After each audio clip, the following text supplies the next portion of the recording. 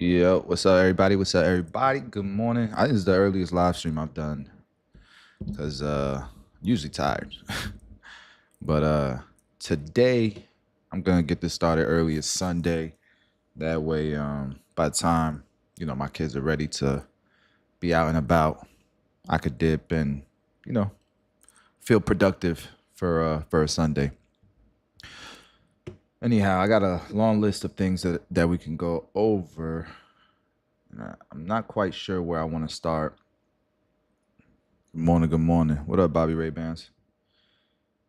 So I got a little bit of politics, a little bit of news, a little bit of investing, um, and then a little bit of just like personal development stuff, um, marriage stuff, barbershop conversations.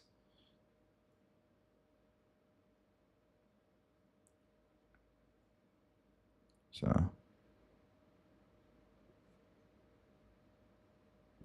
Bobby, I don't know, man. Maybe I might. I haven't been to Orlando Premiere in a couple years, so I'm not sure. What up, William? Good morning, good morning, good morning. All righty.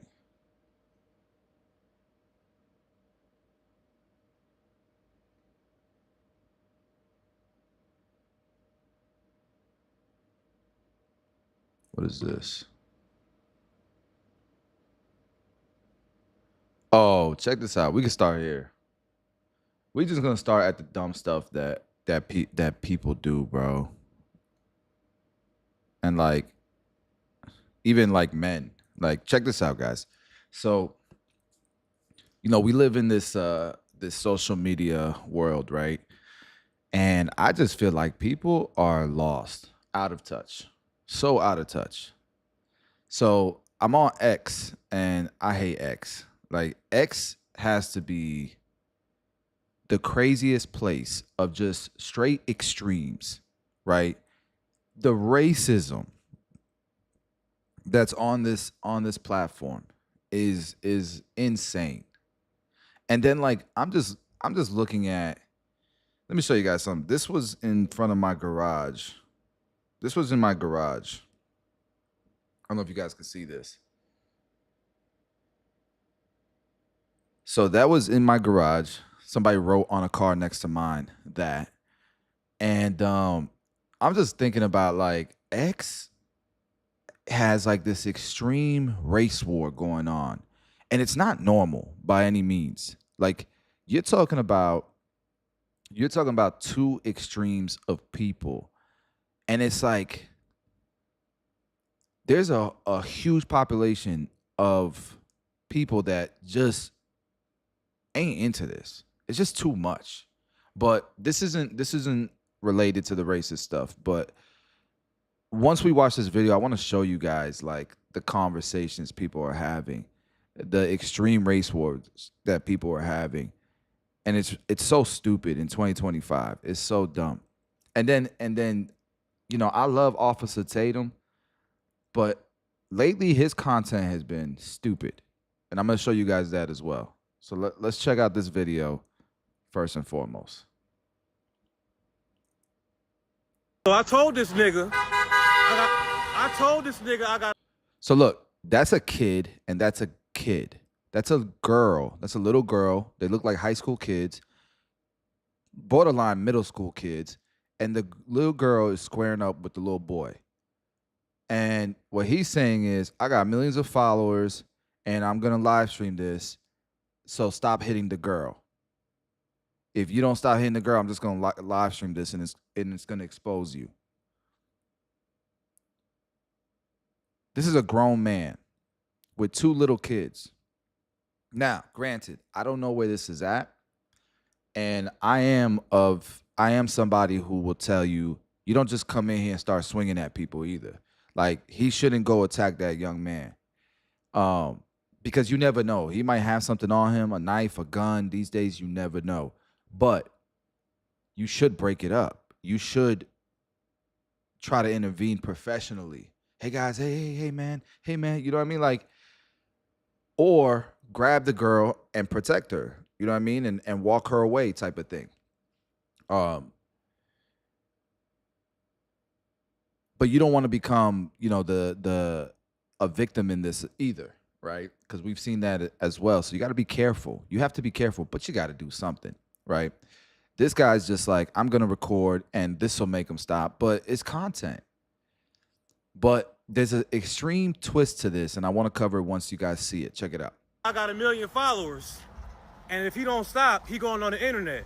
And he said he don't care. He don't care. He finna keep beating up this young lady. Now, me calling the police ain't gonna do nothing.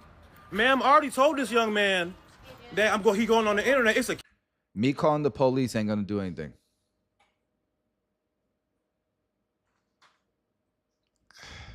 kid right here, and he don't care. He finna keep beating up this girl. Come on, Bobby. You don't want to be out there. It's a kid right here. They're children.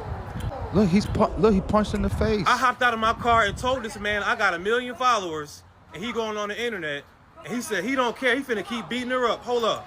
Look at this. Look at him. No. Why is Oh, good. I get you. why is the woman trying, the old lady trying to do his Come job? on, mamas. Come on, mamas. Can y'all please stop? Ain't this about to be? Can you just slow down? It ain't that serious, is it? I don't. What baby is this? What baby is What you mean? Tell her let go of your hair, bro? You keep smacking her.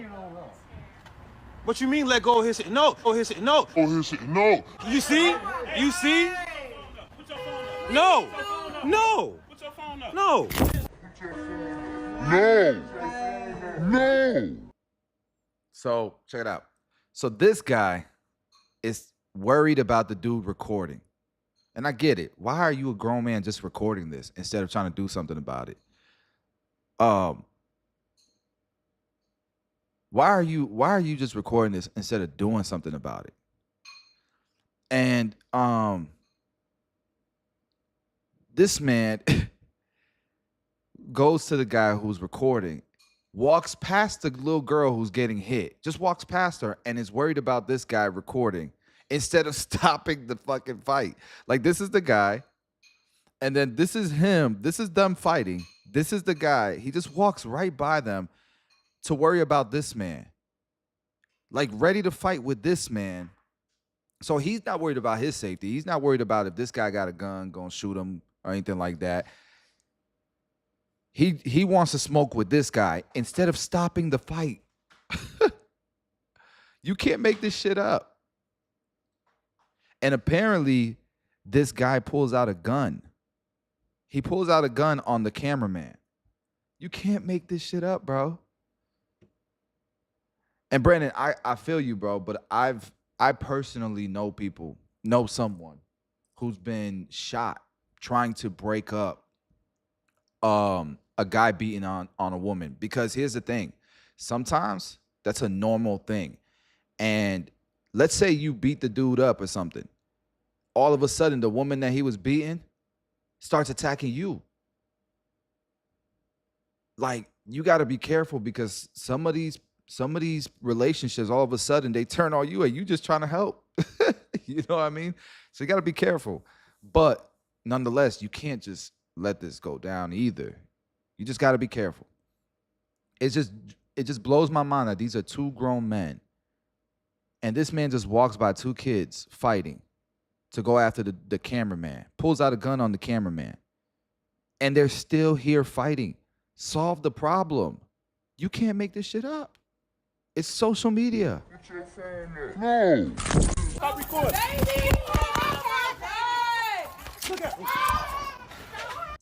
Look, when I went to get my phone back, he pulled out a gun, cocks the gun. Like, so now you got two grown men fighting next to two kids fighting. That's the problem with this world, bro. That's where these kids get it from. What kind of thinking is this? What kind of mentality is this? Record. Look at him. Let him go. Stop recording. Y'all stop. Stop. Y'all see what's going on. And you pulling out a gun? Pulling out them Check me out. Into the problem, bro. Listen to me. You should have been breaking it up. Put your phone up. No. You should have been breaking it up, but here comes this fool walking past them as Bro. No! I couldn't. I hopped out. But you recording though, Listen, man. I'm gonna tell you recording. why. I hopped out and We said, are men, bro. Can you we let are me men. speak? These are people, bro. Listen. These are people. No, bro, you not a victim either. You walked straight past them to approach the guy holding the baby. Dude, you was there for like 5 minutes watching them fight before you picked that baby up. You can't make the shit up. Said, if you don't get off of her, I got a million. You're supposed to break it up, bro. You're supposed to break it up, bro. You don't phone that you can break it up, bro. Only to make him stop. That's what you're supposed to do. You can overpower him. He don't shorty. You're a grown man. Put your phone up. No. Look, you What if can't he make it strapped up. like you? And I'm a They guy slow. out here. No, you not. What if he strapped like you? They slow, bro. They slow. So, anyways, you go into the comments. I hate X. I don't know how this shit works. Told this nigga.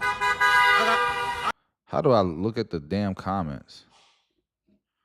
This is shit I hate about this damn app. Like, why can't I just click on this and see the comments? Is the comments below it? Look, this is what I'm talking about. Man intervened in a domestic violence dispute. He was shot and killed by the boyfriend at the gas station. This happens all the time, so you got to be careful. You got to be careful, but you still have to just do it professionally, man. Look at this. Like, this is what I'm talking about. Anytime you go in a comment where it's anyone of color, you start seeing these racist ass, this racist shit, man. Like,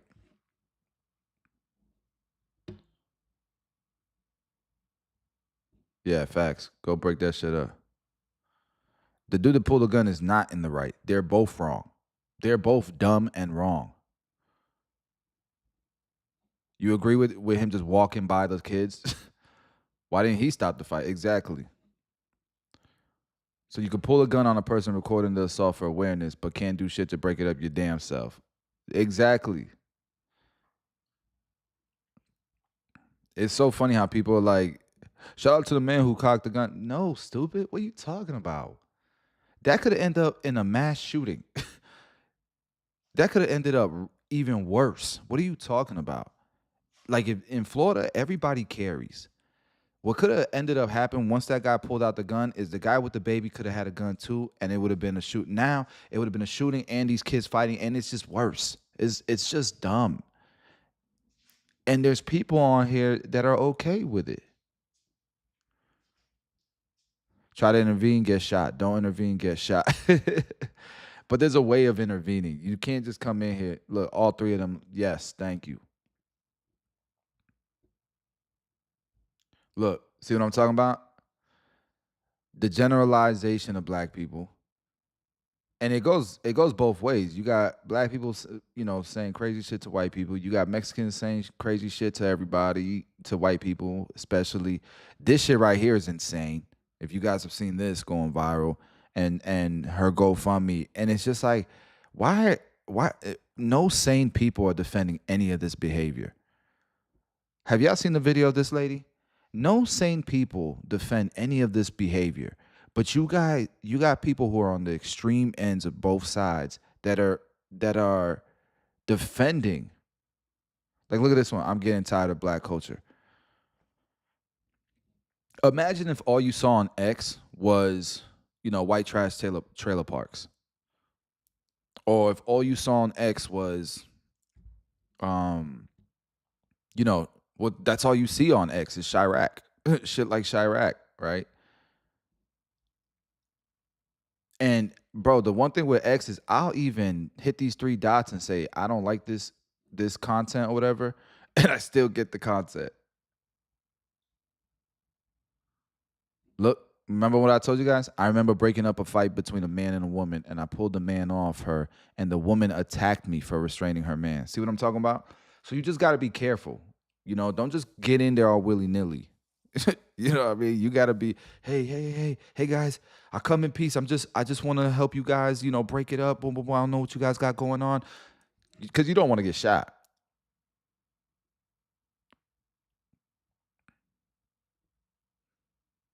This is X.com. This is the old Twitter. It's insane, bro. Look, black culture is gross. What is going on, man? And why are people like just joining in on this narrative? And again, it's literally just extremes on both ends. Cause no sane person, like you should see the shit they saying about Bobby on here because she's with a black rapper. Oh no, she's with a black she's with a Buccaneers player. I didn't know that.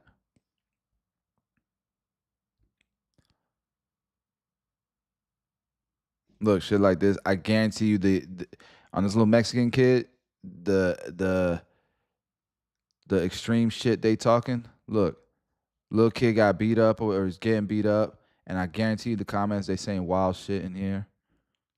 It's just a lot, bro. X is wild. Look at this shit.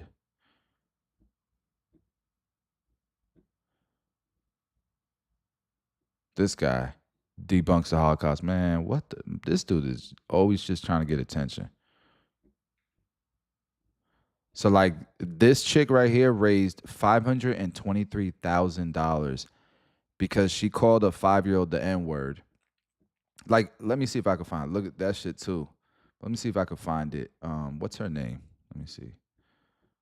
Because I want y'all to see this video. Shiloh Hendricks. Okay, let me look her up.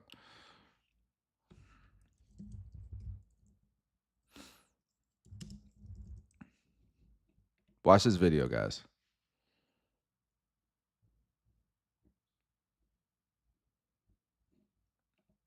Did you call him a nigger, the child? The fuck you talking Did you about? call the child the nigger word? None of your fucking business. It is my own business. You call him a nigger? Okay, why don't you... Did you see that? That's not normal behavior, bro. That is not normal behavior. Watch this. Did you call him a And nigger, the there's a child? shit ton of people defending this lady. A shit ton. I don't care if she's black doing this to a little white baby. I don't care if she's white doing it to a black baby. I don't care if she's Mexican doing it. I don't care. The shit is weird. Who defends this? Watch this. The fuck you talking Did you about? call the child the nigger word? None of your fucking business. It is my own business. You call him a nigger? Okay, why don't you have the balls to say it right now again? Fuck you, nigger. Okay. Nigger. All right, that's what you say. You don't go digging through people's shit, you dumb fuck. Nobody dig into your shit. A little fucking kid just did, you dumb That idiot. little kid, you call him a nigger? Yeah. The little child? What if he acts like one, he's gonna... Are you about to hit him? You chase him here? He took my son's stuff. So Bro, it's like a 5-year-old kid, bro. It's a toddler. And so look at the people defending this shit.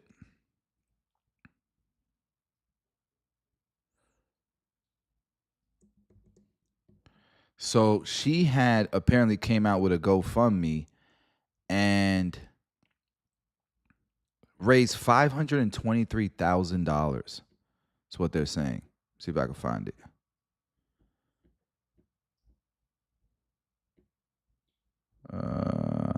I can't find it now, but you guys saw me pull it up earlier, right? She raised $523,000 from supporters. And then, you know, I really like one of the things that I noticed by me actually watching all this shit on my own and not depending on, I mean, if you guys are doing it with me, right? You're watching my content and getting my opinion. But I'm doing it live as opposed to like people giving you the post-edited version of what they're putting.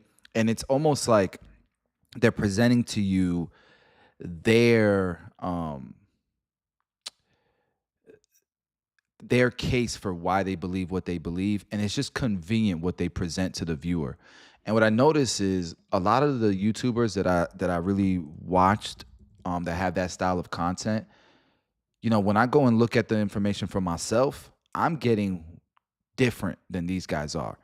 And so to give you an example of that, listen to Officer Tatum, who I really, you know, I love his content, but this is a terrible take, man. So remember, right now it's at like 500,000. How much money she's raised. At this point, she had already raised $127,000. Now she's at $500,000. This is the chick who called the little boy the N-word. Listen to Officer Tatum's take. You call him a child? Did you call the child? It is my own business. You call him? But what I Psycho. do see, and that most people ain't gonna tell you, is that white We're not talking about white people or black people. We just talking about crazy people. That's what we talking about here. This is just a crazy woman. Because I'm gonna tell you this right now. I grew up in a pretty country area called Brooksville. Bro, some of these country white dudes will have your back, bro. Like nobody's business, bro. There's a difference between trash, bro. Trashy people are just trashy people. They're just evil. This is a trashy woman. This ain't even no country woman. This ain't none of that. This is just a trashy human being. And Officer Tatum is about to like defend this. white folks are sick of black people. Black people have cried that most people. White folks are sick of black people. Look, I ain't gonna lie. I am sick of the cancel culture. I'm sick of everything being racist. I'm sick of everything, whatever, right? The police shit. I'm sick of all that shit. But to frame this as white people are sick of black people is crazy, man. And it's counterproductive. It's counterproductive, man. It is my own business. You call him? But what I do see, and that most people ain't gonna tell you, is that white folks are sick of black people. Black people have cried wolf so many times that now they just sick of it. Watch. It's 5 years in the shock that we think Shannon up in. That's when you have to focus. Just sort of worthy. All right, white mother calls black child racial slur, now seeking donations. Pull Becky up here. Now, let's talk about the microcosm here. The reason that this woman, and you'll see after I play the video, the reason that this woman, let me start with this because people gonna get mad at me for starting there. I'm gonna start here and I'm gonna go back there. First of all, it is absolutely abhorrent for an adult to call a kid a name anyway. I don't care what name you call a kid. You so silly that you gonna call a kid a name. A little bitty kid, 8-year-old, 10-year-old, maybe. And you grown calling a kid a name. I don't care what name you call him. You so upset you call a kid a derogatory name. You silly. You can't be serious. You can't be serious. Now, with that being said, and I do not support her calling this kid any name, especially not the name that you're going to find out that she called him, a little black kid. And you know where this is going. But I do see, and I would never support this GoFundMe either. It's silly. But what I do see, and that most people ain't going to tell you, is that white folks are sick of black people. Black people have cried wolf so many times that now they just sick of it. And therefore, a person like this that do what you see her do can raise this much money. It's almost like an indictment. It's just a lot of weird, extreme people support. Like, why would you even go out of your way to send money to this? Why? It's just weird people, bro. It's like y'all cry wolf every day, every time somebody say the word, and y'all call each other the word every day. People and then y'all trying much. to get this woman fired or whatever they're doing for her. And now look at they didn't raise money for her. All right, roll the clip. You call him a child? The fuck you talking Did you about? call the child? It is my own business. You call him? What the hell? Okay, why don't you have the boss to say it right now again? Fuck you, sir. Okay. All right, that's what you say. Shit, wow. People shit, you dumb fuck. Nobody digging to you. A little kid just did, you dumbass. A little kid, you call him? The little child? What if he acts like one? He's gonna. Are you about to hit him? You chase him here? He took my son's stuff. So that sound like gives a you the right to Hispanic call the child, 5-year-old, guy. N-word. If that's what he's gonna act That's like. what you're gonna call him. That's what he's gonna act like. Damn. You know, that's a hate speech. And you can be recorded for that. I don't give a shit. Okay, we'll see about that, what the internet has to say about you. So keep it on the screen. So this is what I want to say about this. white people feel, I'm not saying every white person, y'all. Every time I say white people or black people, clearly, y'all, I'm not talking about every person. I'm giving a generic stance on it. I think white people feel like her. This little kid is stealing. I think you generalizing, bro. And I think this is counterproductive. I think any sane person would just look at this and be like, these people are out of their minds. And it's that simple. And it's that simple. These people are lunatics. I'm sick of these kids that don't have good parenting and they stealing stuff and doing this and they acting like ends. And if I feel like they acting like ends, I should be able to say it. Just like if a black person feel like they acting like an end, he should be able to say it. And so all this virtue signaling around a word that black people just blow out of proportion, I'm over it. F off, put me on the internet. And that's what I think this woman had done. I do not think it makes sense for somebody to call a kid any name. But the N-word has, to me, it has lost its luster.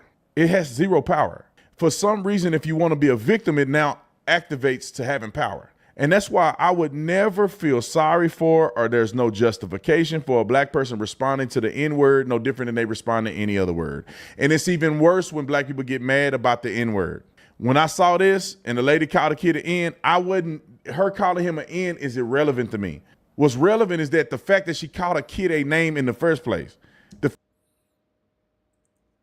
To me, it's the same thing as like Trump doing crazy shit, knowing what that's gonna cause, regardless of what you think about it. Regardless of what you think about it. So why even do it? Why even play the game? I've been a huge fan of Officer Tatum for a while, but his takes lately have been just crazy to me. Counterproductive. You know, it's just makes no sense.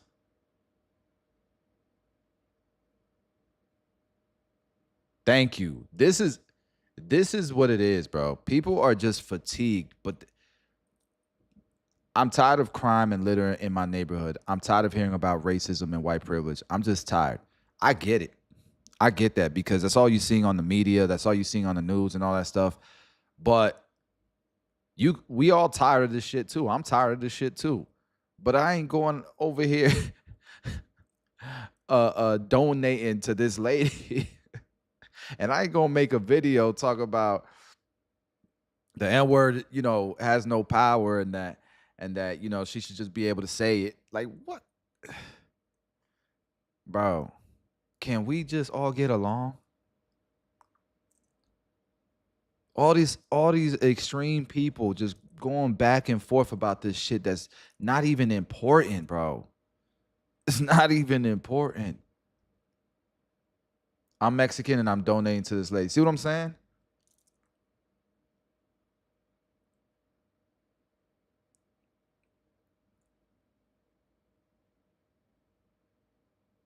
Yeah, that shit is wild. The world is just, you know, maybe I'm just not built for this, man. Cause it's gotten insane. What was there was another topic that was related to this that I had just brought up. Damn. But yeah, that's an L take for me.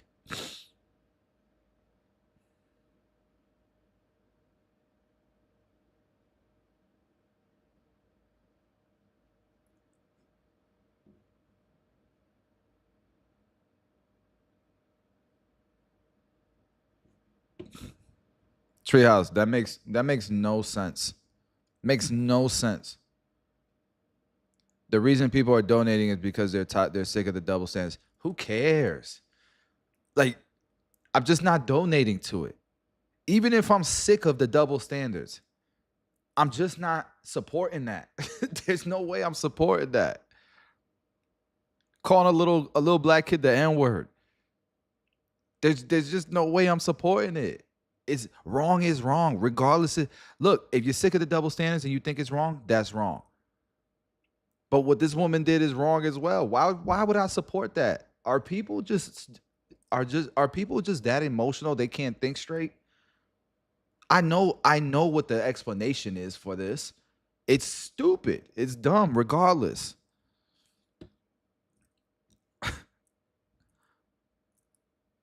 It's just like the two kids, the two high school kids, the Carmelo case.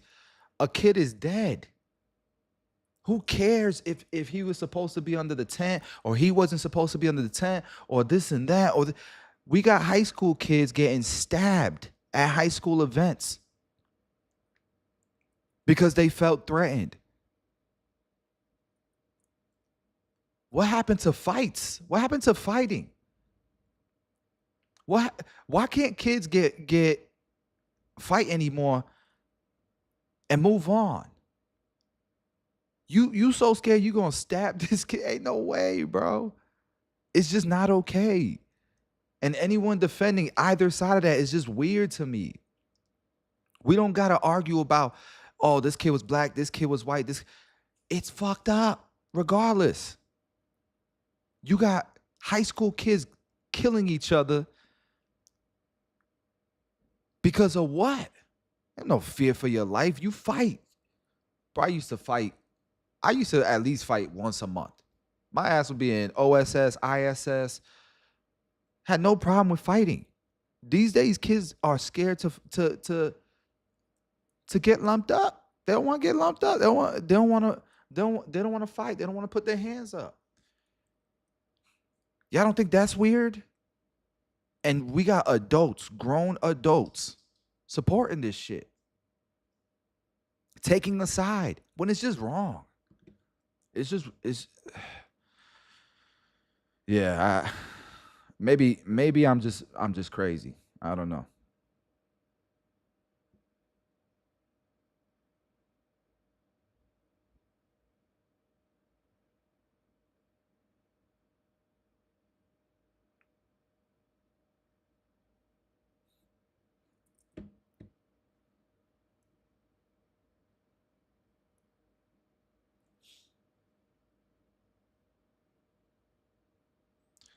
Like, look at this. Look at this shit that's happening. Look at this. This is in a high school. Look at this. Kids just be jumping now. They just be jumping everybody. You know, like it's just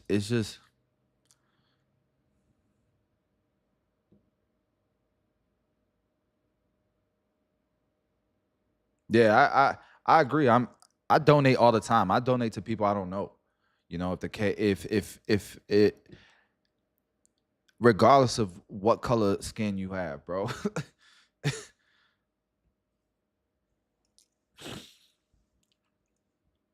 And you see it through all the cultures, bro. You see the degeneracy through exactly. You see it through all of American culture. Through all of American culture.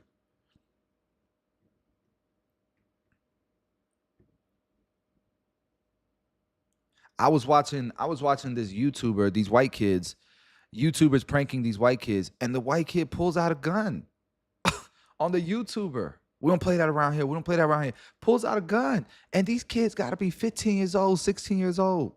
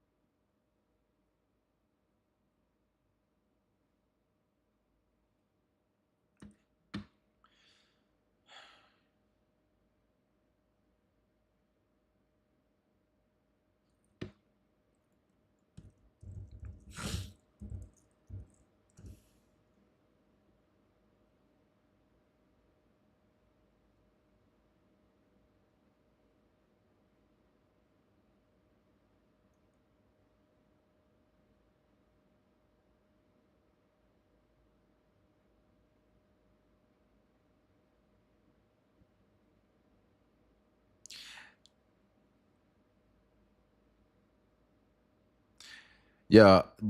What's up with all of the So ever since the trade wars and stuff, I've been peeping like some of the spying and stuff that goes on. I don't know if y'all have ever watched stuff like this, but it's interesting. Check this out.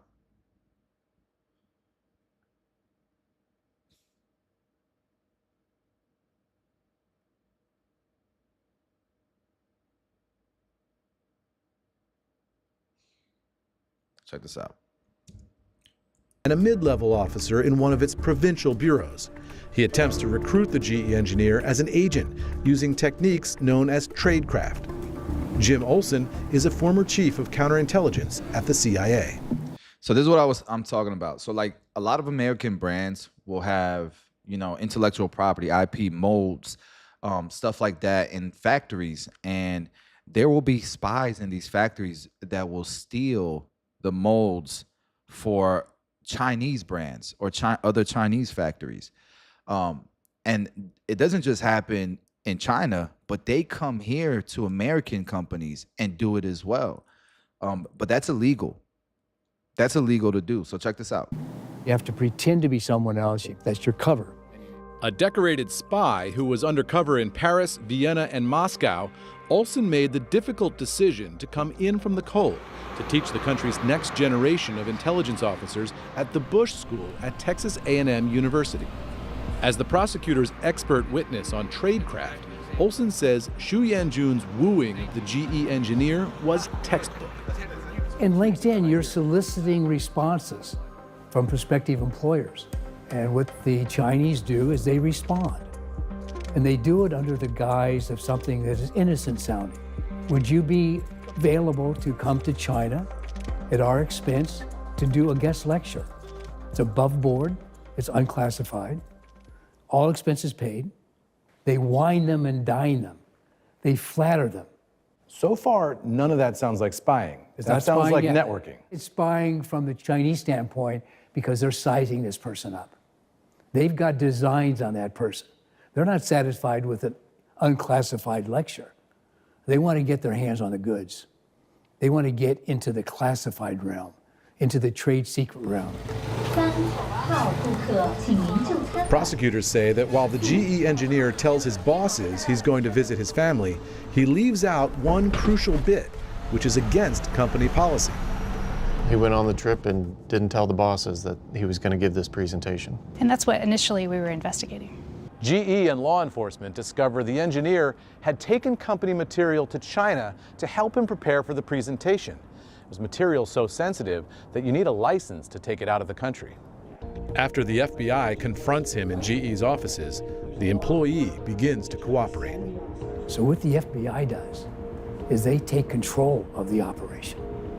They begin to respond as the employee to the emails and the phone calls that are coming in from the Chinese side. And it is a classic double agent operation. The FBI uses the GE engineer to connect with the man he met in China. Xu, sitting over in China, is encouraged because the communications that are coming back from the FBI, posing as the employee, are encouraging. So Xu thinks the GE engineer is a spy for China. He's moving in that direction. But he's actually a double agent working for the FBI. That's right. Xu begins testing the boundaries, sending detailed requests to the engineer to see what he'd be willing to fork over. One of the things that Zhu sent to the GE engineer was a shopping list of things that he was looking for. This was a list of things that he obviously had gotten. So like this is a tactic where it sounds like just a normal business conference, type of thing. But they're whining and dining the guy to get the information that they truly want, right? I was watching another one that was crazier. Oh, this one. China is engaged in a whole-of-state effort to become the world's only superpower. It was scary how persistent they were and how they did not care that they could be caught at any time. I will show you. So check this out. So this the way that they were spying on this one is they actually put up like a job post, but they were seeking a specific type of hire, and through that they were going to work out a deal. And ultimately, all they're trying to do is they're trying to get intellectual property from a American company. Check it more out. clearly. We had contact from the same gentleman at our corporate headquarters. He actually called and said he was interested in investing in the company. He wanted to come and get a tour. The tour is rejected, but a few weeks later, an ad is published in a local newspaper looking for a U.S. engineer with specific formulary knowledge to go to China and start up a new business. From that ad, we decided to conduct an undercover operation. Once we got into the details about the extent of the engineering knowledge that our undercover employee would need to have, it just made more sense for us to borrow a U.S. company employee that already had that knowledge. And we could instruct them and assist them with the undercover operation. That was probably the part that concerned me the most because it was dealing directly with the safety of one of our coworkers. And in this situation, we did have an employee who was willing to do it. Through the work with the FBI, the coaching was there, all of the specifics were put forward to allay those fears. So anyways, they set it up, right? They get the interview going, and here's what ends up happening. And he agreed to come and meet this employee. Ji Huang is the CEO of Ningbo Oriental Crafts Limited, with 200 factory workers to manufacture promotions products for exports to the US and Europe. A few weeks later, he's at a Kansas City restaurant with his translator named Chi. So we set it up to where they met at a restaurant. We mic'd the employee up.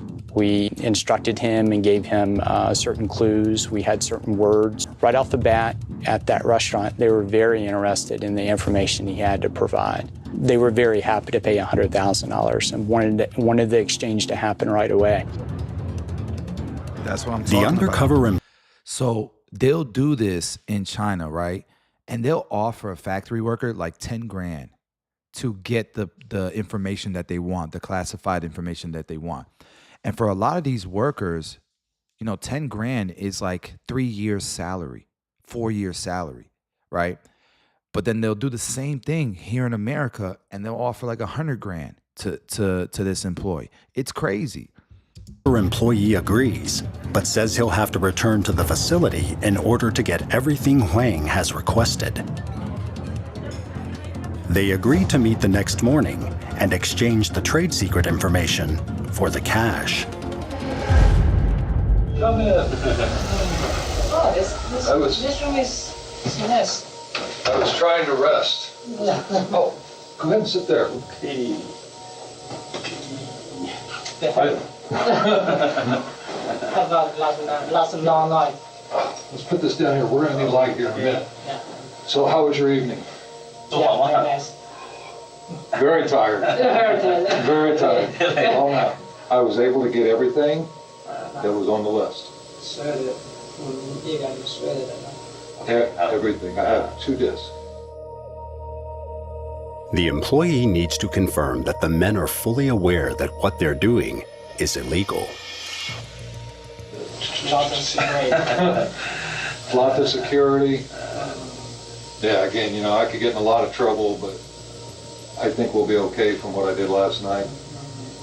You guys got something for me this morning? Yeah. So you will show us I will show you what I have after you show me the money.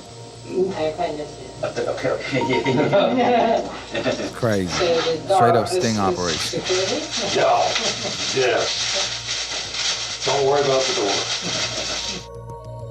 In reality, the FBI are just outside the door waiting on a signal to come in and make the bust.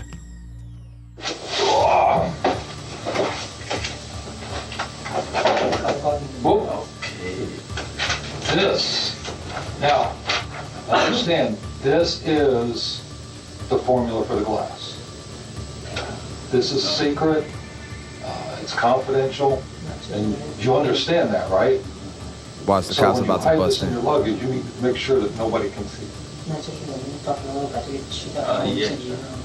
But this talks about how much, this is the secret right here. How much of these we put in. Oop, there go that knock.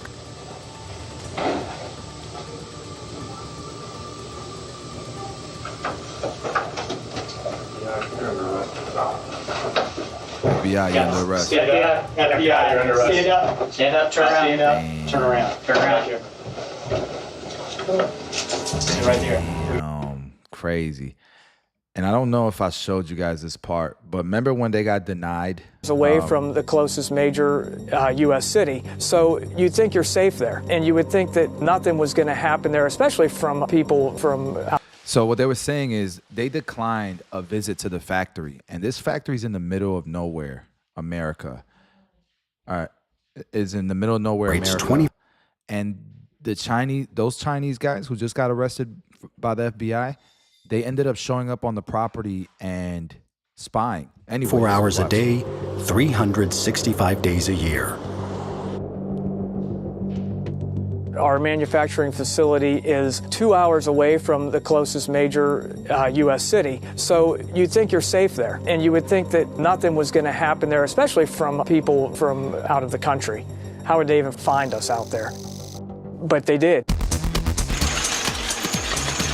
The company manufactures cellular glass insulation under the trademark Foam Glass and recently made significant breakthroughs in their formulation.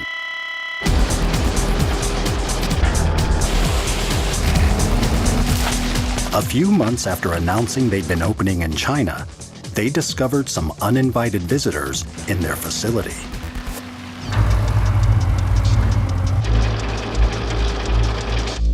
They just walked in. So when we confronted them, we dismissed them out of the plant and we dismissed it to a trespassing violation. So we were definitely going to follow up with local law enforcement on a trespassing violation. But we also had a security consultant at the time. He said, call the FBI. So you see what I'm saying? Like when an American company spends all their money innovating, research and development, and creating a market, that's when this shit happens. You know what I'm saying? And I get it. Like there's some back and forth going on, right? You know, America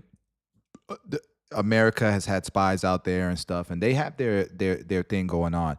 But we're talking about private businesses here. This company, this factory in the middle of nowhere, America, is not sending spies to China to go get intellectual property, to bring it back to America, steal it, manufacture it. You get what I'm saying? Cut costs, all that stuff. That's not happening on this side. There is spying, and there is some trade practices that are deemed unfair on both sides, but it is definitely more so on China's side that this stuff is happening. So it's a crazy situation nonetheless. Crazy situation. And I was watching another one here, if I can find it, where it was a North Korean spy. Let's watch that one real quick. Like all of these spies coming in, man. Let me see if I can find it. Right here. Watch how they do this one. Spies in the break room. A tech company in Houston uncovered a scheme possibly funding North Korea's nuclear ambitions. What began as a routine hiring process quickly escalated into a high-stakes investigation. CBS's Nicole Skanga has the story. If you're wondering how North Korea funds much of its nuclear weapons program, meet Stephen Smith. Hey, Stephen, how are you? Hey, I'm good. His mission was to get a job at Kraken, a cryptocurrency platform. But Kraken's chief security officer, Nick Percoco, suspected Smith was a North Korean operative out to make money for Kim Jong-un's regime. Their job is to start employment, to steal intellectual property, steal money from those companies. Take home a paycheck. Take home a paycheck, yes. Tipped off by a do not hire list from federal investigators, Nick and Dan Burkowski, a former Kraken executive, set a trap. I think most tech professionals would have avoided the suspected North Korean spy. You guys invited him to a Zoom call. We like to look the attackers right in the eyes. Kraken recorded that interview and shared it with us. Smith claimed he lived in Houston and listed foods as an interest on his resume. So Burkowski quizzed him. I'm taking my wife there. Any suggestions on, like, I don't know, where I should meet at? Nothing special here. Then they asked Smith for an ID. I have a picture of that icon here. It took him more than 2 minutes to show this screenshot of a Texas driver's license. Did you think that was a real license when you saw it? No, I thought it was some sort of generated type license. Look at the picture. This is clearly just a screenshot that he had ready to go somewhere. Yes. The FBI says North Korean operatives have raked in hundreds of millions of dollars. Cybersecurity pioneer Dmitry Elperovich has tracked North Korea's growing cyber army. Well, this is a huge problem because these people, they're not just North Koreans. They're North Koreans working for their munitions industry department. They're working for the Korean People's Army. The FBI has issued a wanted poster of alleged North Korean agents and arrested Americans for hosting laptop farms in Arizona and Tennessee, computer hubs inside the U.S. that disguise the cyber criminals' locations. They cannot do this fraud without support here in America from witting actors. This is the stuff behind the scenes that our government is fighting that we don't even, we don't even pay attention to, but it's happening behind the scenes. It's insane. All right, I'm done with the spy conversation. I just thought it was interesting.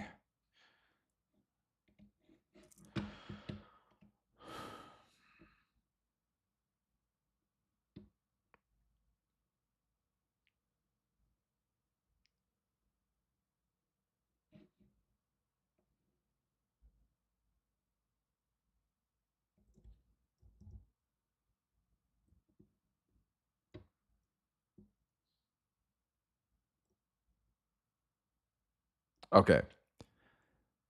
All right, this is going to be a complete pivot, but I just thought this was insane. All right. So, I've been talking about the manosphere a bit. And, there's all these dating coaches and men coaches. And a lot of them are like, you should, have bodies and get with as many chicks as possible, that type of thing. And marriage is a bad deal, that type of thing. So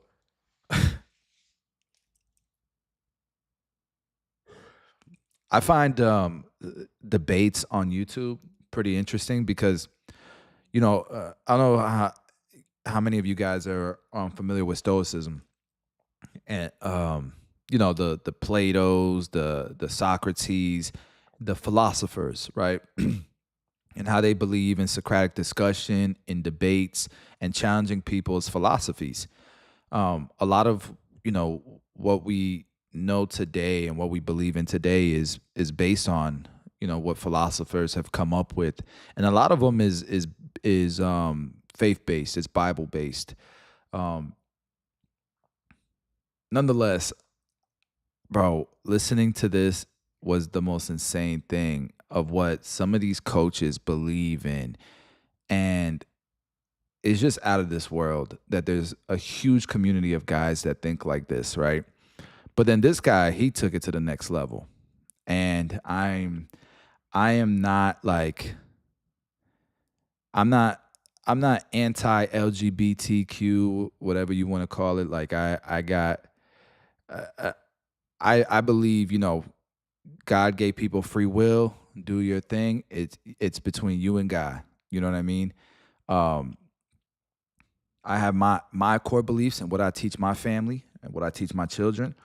But I ain't trying to stop anybody from living their life.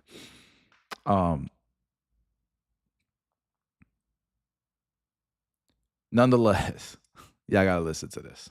Hold on. Let me pull it up.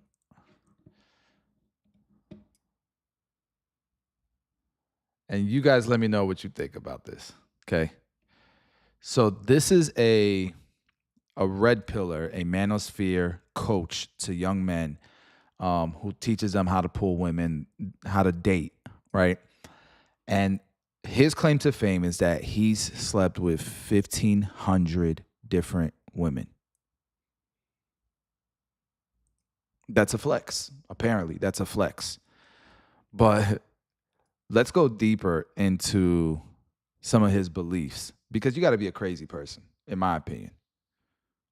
You got to be a crazy person. But listen to this guy. Discussing pickup and strategy as a thing on its own, apart from any creator. Well, we are. So there's multiple points which I put in my opening, and I'll gladly bring those points up and we can address them one at a time. The first one is, John, I do have to ask this directly because it is pertinent to this debate. This is not an ad hom, but I do want to know the answer to it. Did you have sex with transsexual women? Yeah, I've mentioned on my channel that I've been with 2 different transsexuals that didn't have, okay, first of all, they didn't have a dick, okay? They had estrogen put into their body. And I read in a lot of neuroscience books that a lot of people can't fucking get it. To me, it looks like a duck, quacks like a duck, it's a duck, okay? I'm not at all, like, for the record, people try to make fun of this. For the record, I'm not even slightly into dudes. A lot of times, the hottest chicks in the club. Apparently you are. I wouldn't. Well, hang on, Zen. Let him finish. Okay. Let's say that one of you guys in your premarital sex days banged a chick that you thought was a 10, right? And then you found out 5 years later that that was really a tranny. Does that make you gay? You didn't. Yeah, hang on. You're not, mute yourself, Pedro. I'm getting an echo off of you. Got it. 1 second. If you hooked up with someone that looks like a hot female, like a 9 or a 10 out of 10, and then 5 years later you found out that that was a transsexual, that doesn't make you gay. It doesn't make you gay even if you knew. Okay. Well, let's just say that we grant you that that's true. And by the way, we're still getting an echo somewhere, but let's just say we grant you that that's true. There it is. It's gone. Let's just say that we grant you that that's true. Don't you think there's a distinction to be made if you know that they are biologically a male? Don't you think that there's a huge distinction there, John? No, because as I said in my neuroscience books, like the sexual part of a transsexual's brain is female in a lot of these cases, and they get estrogen pumped in. Okay, hang on, fair enough. And then back, burgers, that's a female to me. But then wait, John, back to your point. Then why did you present this as if you found out 10 years later and you didn't know at the time? For your all right, well, right, versus you do know at the time and you do it anyway. Now I got to ask you, since you seem hold on, let's respond to that. Yeah, like I'm not saying, like, I'm basically saying, like, for you to look at it from that point of view.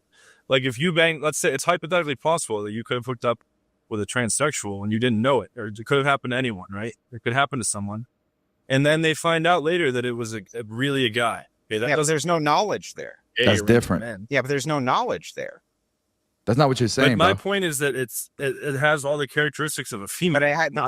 But well, wait, even if it did, like, let's say for a second, let's say someone that looks very pretty with, say, yes, with no dick, with estrogen. John, there's a huge distinction here. Let's say that I took a ton of magic mushrooms and suddenly I saw a man as being a beautiful woman.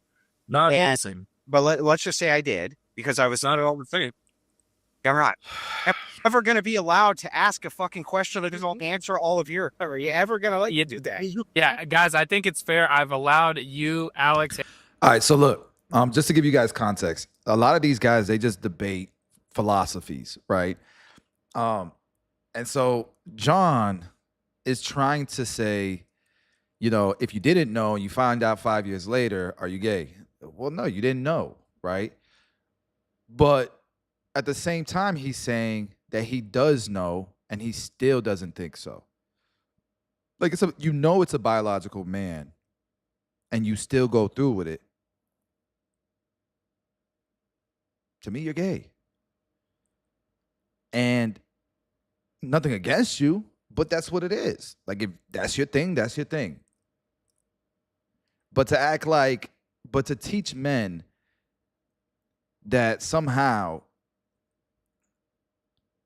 doing this stuff with biological men is not what it is, it's just crazy. And men are buying this stuff, bro. They're signing up to this platinumdatingsystem.com and they're buying this stuff. What world are we living in? What world are we living in? Alex and John to field a lot of questions, right? I think for me to ask you, biologically what these people were. What were they biologically, John? How? Is he going to say that it's named by biological sex, therefore this in real life, but they're totally different? Are they the same via biological sex? Hey, Joe, can we have Andrew just quickly clarify what the purpose of this line of questioning is? Purpose, if I'm being honest, just to make John look bad. Okay, well, a man that looks like a man and a man that looks like a perfect 10 female are the same because they share the same chromosome or because they share the same biological sex. You can't say that. What? And I just told you why. Because wait, John. Let's say that a person. Let me continue because I want to respond to your points and I'll just let you go through. So let me explain what that means further, right? So for all intents and you know, and this guy's supposed to be this high level man. This guy's supposed to be, you know, I got 1,500 bodies. You know, pay me and I'll teach you how to do the same, bro. This world is interesting, man. purposes, if a thing has the sexual brain of a female and it has estrogen in the body and it has fake tits and there's no dick, to me that looks like a duck, quacks like a duck. It's a duck. I don't like anyone could be tricked by that. You can imagine that happening. And then my point of saying, what if you didn't know and then later you found out? You would have enjoyed that experience. You might have even bragged about it to your friends because the girl looks super hot. And then 5 years later, you find out it was a tranny by some circumstance. And now all of a sudden that makes you gay? No, you looked up with that person. Hold on. What do you take gay? You looked up with that person thinking it was a... No, if you're okay with it and you do it again and you know that this is a biological man, then yes. That's completely different, John. Hot female, okay? And you had the experience as if it were a hot bro. female.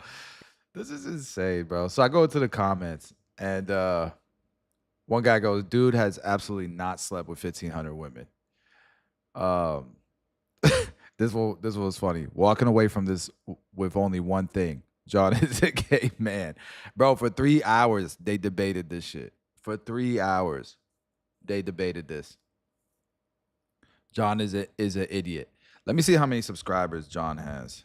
John Anthony Lifestyle. Look at this. 243,000. 6 people. This is his YouTube channel. 240,000 subscribers. Men are learning from this guy. They're learning from this guy. And these are his takes, bro. Man, y'all are... This is wild. I hope my son and my nephew don't watch this shit. I just had to show you guys that. So, I could see that being a barbershop conversation. And I'm telling you, 99% of guys are going to be like, yeah, that's gay. It's just a definition of it. Do your thing. But that's the definition of it. To try to say it's not is wild. All right.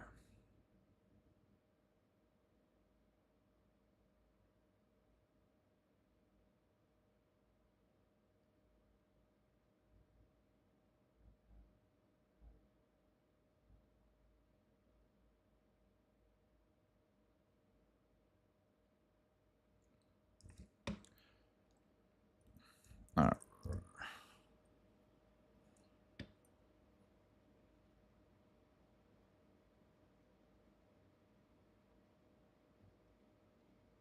I want to revisit the Kilmar Abrego Garcia take, because the last take I had was, man, he was here legally.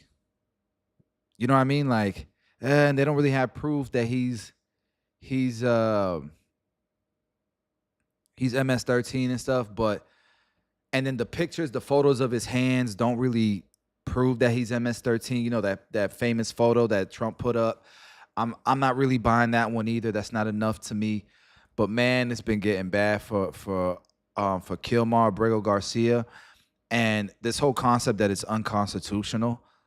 I'm just not buying that either. And I'll tell you guys why in just a bit. I had somebody comment that, and I responded to them. So I got to look up that comment real quick. But I'm just not buying this idea that it's unconstitutional to unconstitutional to deport people without fair trial, whatever. And I'll tell you why in just a bit. And you guys know my take. My take, I think, is pretty reasonable on illegal immigration. I'm not extreme like Trump is with it, but I'm also not extreme with just allowing illegal immigration to take place like Crockett and AOC are, right? Nonetheless, let me see if I can pull this up. Check this out. This is the New York Post. So I'm gonna play.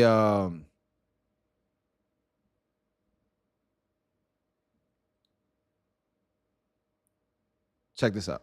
So let's bring in National Border Patrol Council President Paul Perez for more on this. Paul, good to see you again. I want to play a little more of the audio from this court hearing from a number of years ago with Abrego Garcia's wife, Jennifer. Listen to this. I came to fill out a protective order. I think it was in December. But I didn't show up to the court because his family, like... This is his ex-wife. This is Abrego Garcia's ex-wife. Washed my brain telling me that his dad was sick and not to do it. So I didn't do anything. But after that, it was like, I would call the police. I have a lot of police reports. And I kept trying to get to the door basement to try to open the door. And then like he pushed me. She also talked about a number of times that he slapped her as well, once in front of her sister. And yet this is the man that Democrats are clamoring to get back into the United States. Does it make any sense to you? No, it's disgusting behavior that she's describing on the part of Abrego Garcia. So there's that. And then there was a part there was an interview with her that she was like sticking up for him or whatever, and they asked about the protective order, and she just completely ignored it and responded with, I'm just happy he's safe and alive. It was a weird take. So I'm gonna look at this body cam video from CBS, but I want to see what CNN's take is on it afterwards. The Tennessee Highway Patrol has released new body cam footage of a 2022 traffic stop of Kilmar Abrego Garcia. He is the man, you'll recall, that was mistakenly, according to the U.S. government, deported to a Salvadoran prison. Listen to this. You got a bunch of people in here, don't you? It's one for sick. Yes. Go back to work. Gotcha. Where are you working at? Where? Where? San Luis, Missouri. Missouri? Yes, sir. Gotcha. Okay. But I'm from to Maryland. So I come in front to... So in the body cam footage, Garcia tells police he was driving the 8 people in his vehicle from Houston to Temple Hills, Maryland, to perform construction work. The Department of Homeland Security says he was suspected of human trafficking. He was not arrested or charged with any crime. I want to bring in Department of Justice correspondent Scott. Yeah, that's weird. If he wasn't arrested, why they even bringing this up? McFarland, Scott.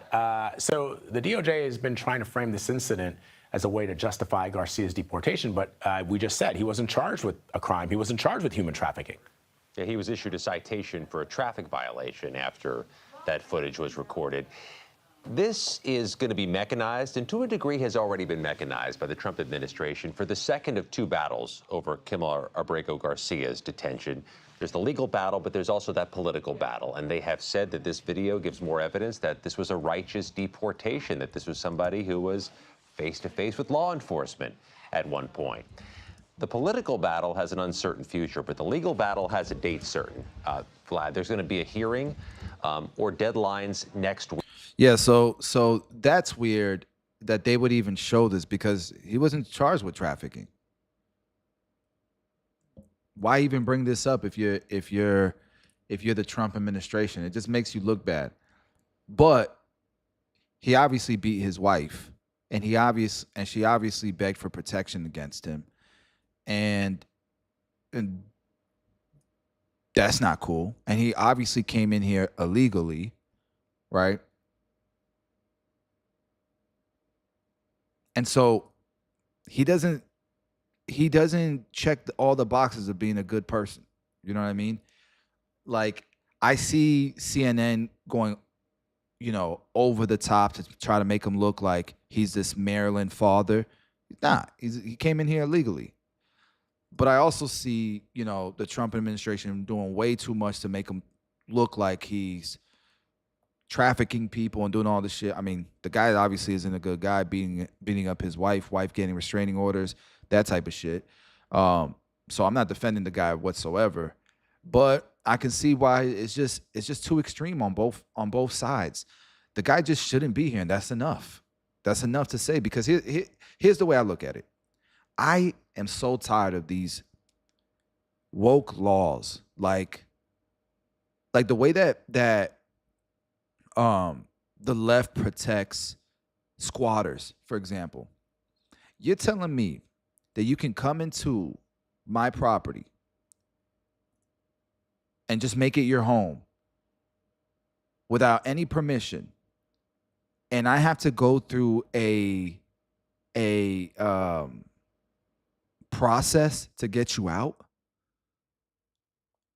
Like, wait, you came into my house without permission.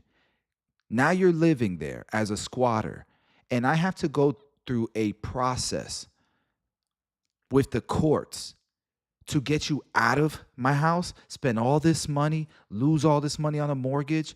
You came into my house illegally without permission. I should be able to just yank your ass out.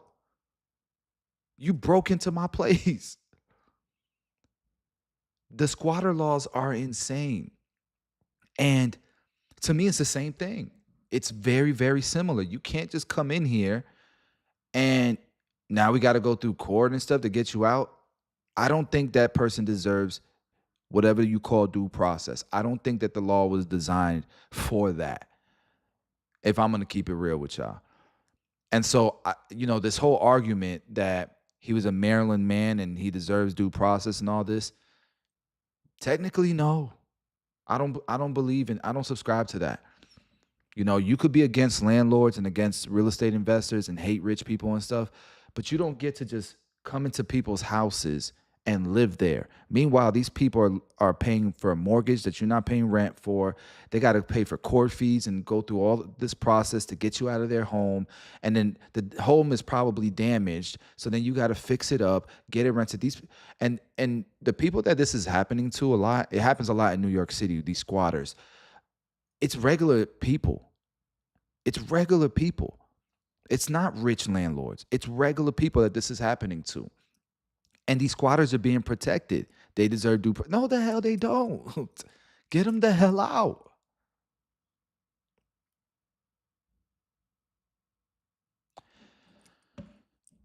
Let me find this damn comment that somebody had written about that. And I'm just like, that don't make no sense, bro. Let me see if I can find it.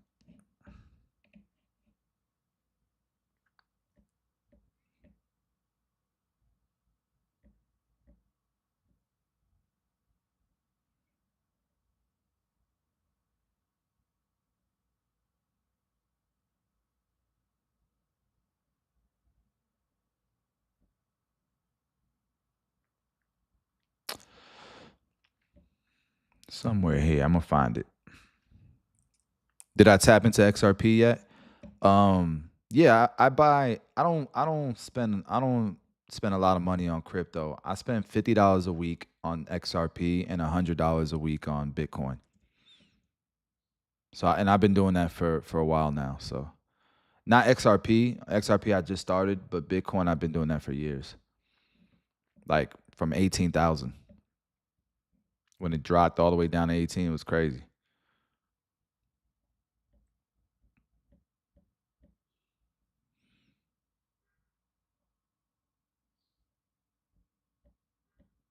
Yeah, I just realized I got all these comments.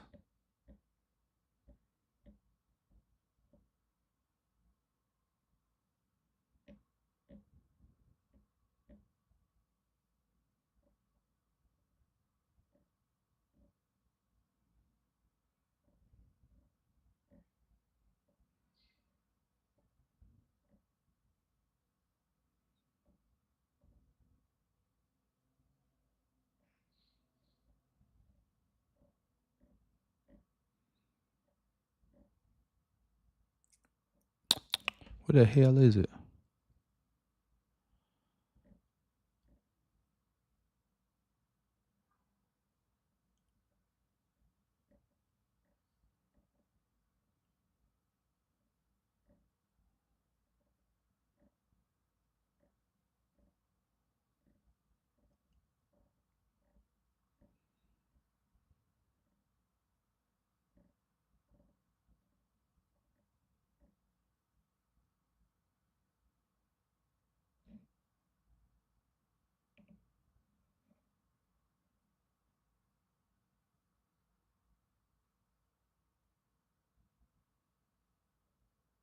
Oh yeah, like this one. All right. So this one says, is that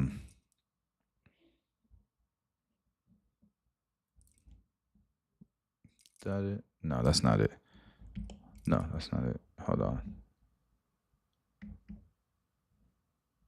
Man, why is it doing that?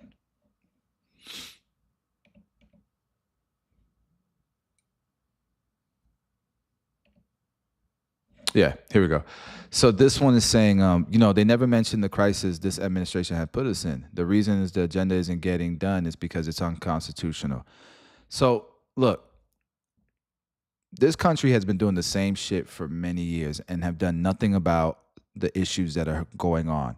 These deficits that we're running into, all of these policies that are getting passed that the people don't want, that they didn't vote for. At the end of the day, what people are voting for, when people vote for a certain president, you'd like to think it's because of the policies that president is trying to pass. And I don't think it's unconstitutional to try to create an amendment. The last one was in 1992.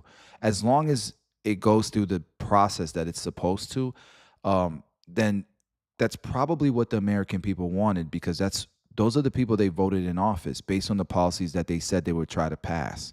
And so as long as it goes through the checks and balances, if amendment is required, that is constitutional. That is constitutional, because there are, society has evolved. Our founding fathers, part of the reason why we created the system that we created is because our founding fathers knew there would, things would evolve, new challenges would come, and some things would have to be changed. But I think that the core of our Constitution has not changed. It's still the same. And so, that's kind of my response to that. I just, I was in the middle when it came to the Abrego Garcia thing, but now I'm more so he shouldn't be here. He shouldn't be here. And there's nothing wrong with that. I'm not saying that he should be in prison, but he should be back home. So I'd rather make room for people who came here and aren't beating their wives, aren't getting restraining orders on them, the police called on them, that type of thing, So okie dokie. So that was Abrego Garcia.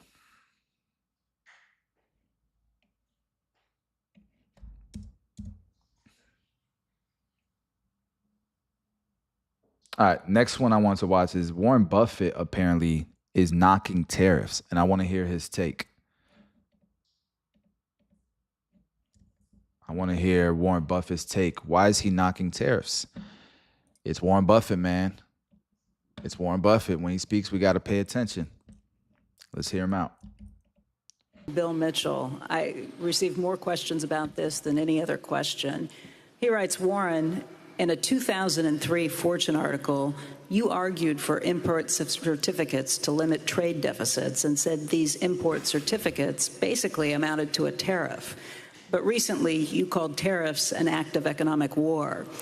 Has your view on trade barriers changed, or do you see import certificates as somehow distinct from tariffs?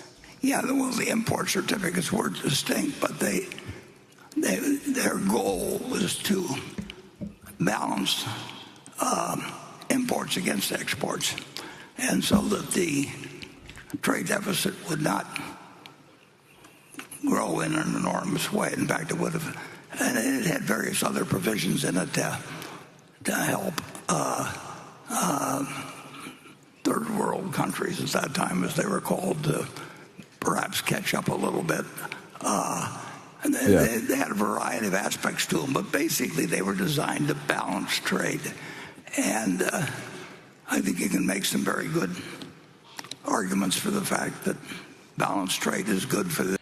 You know, part of the reason why America involves itself in global economics and trying to help third world countries develop is because a lot of it is because of safety concerns, right? Is to avoid conflicts, because when countries are doing terrible, third world countries, developing countries aren't developing, you get a lot of instability.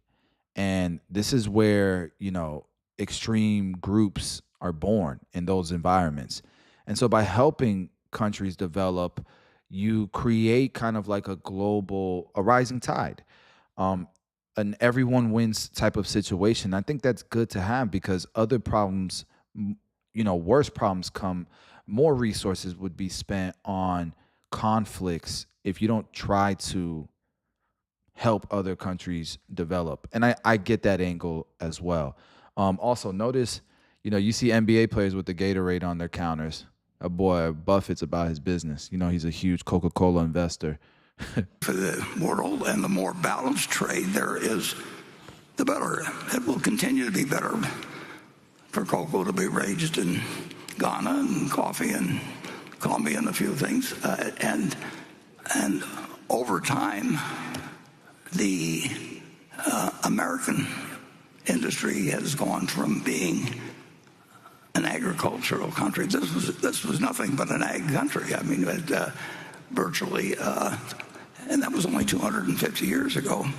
And we have become a very industrial country, and we did not want to make that a situation, in my view, where we ran greater and greater deficits, building up greater and greater debts against the country. So I designed this import certificate thing, which Charlie thought was a little Rube, too much like Rube Goldberg. I don't know whether that name is, but it's gimmicky. But it's certainly a lot better than anything I think than we're talking about now. And there's no question that trade can be an act of war, and I think it's led to bad things. Just the attitudes it's brought out in the United States. I mean, we should be looking to trade with the rest of the world, and we should do what we do best, and they should do what they do best. And I don't think it.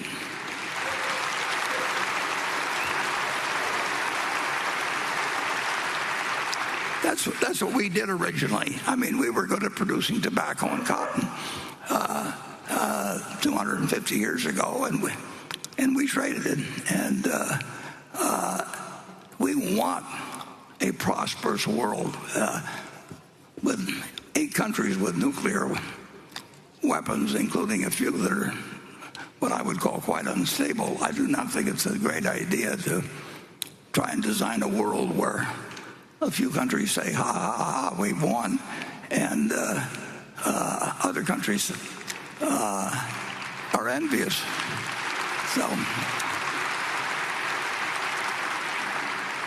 So I just don't think that's what Trump is doing. Now, his execution feels like that, and that's part of my problem with how aggressive he's been about it. But he's said many times his goal isn't to isolate America. It's just to get fairer trade. It's just to get reciprocal trade. Where, I mean, we've seen the numbers, and even though Trump's numbers are exaggerated, we know it hasn't been fair. Just programs like Dis Minimis, and the fact that that these countries can avoid regulation, certifications, taxes, and fees that American brands have to pay that add cost that these, for example, Chinese factories don't have to pay, and they can just cut out the middleman, go straight to Amazon, and not pay half the fees that we have to pay. It's just not a fair trade. And then the export agreements is insane. Like, I get what Buffett is trying to say. Like, you don't want people to feel like, ha ha, America's winning. You guys are always going to struggle. We're going to be on top. You guys are going to struggle. I don't think that's the case. And you see with, JD Vance going to India and speaking to them, everything they're talking about is rising tide. Is we want to see you guys continue to prosper and develop and grow just like us, but we can do it together. Where right now, you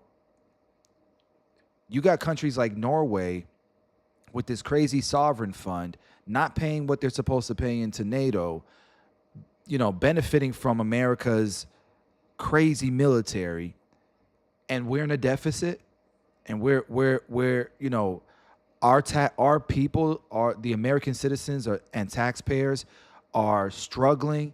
We don't have half the benefits they have in Norway. Like, you get what I'm saying? It's more so a matter of, hold on. We've kind of strayed away from focusing on our people. We got to balance. We got to balance again. This is balancing. I don't think it's what Buffett is saying, although I get his point, and I get why he doesn't like tariffs and protectionism because of what occurs. But when it's gotten so far to where us helping other countries is at the detriment of the American people, that's where you got to balance out a little bit. And what I think a lot of like CNN would take this, because they lean more left.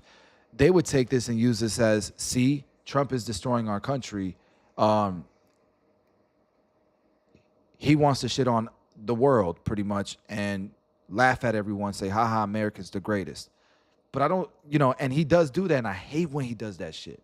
But in principle, the policies that he's putting in place, I do think are important, and it's balancing. It's just the way he's doing it is too aggressive, and I've been very, very, out with that. I've been very upfront with that. So let's continue watching this. My import certificate idea, which went no place. I think we've got extra copies, Rob. With not a great demand for the copies. If anybody did, and if you'd like, and write the office, I think we could probably send you a copy of it. But the main thing to do is not use. Trade should not be a weapon. And the United States, we've won.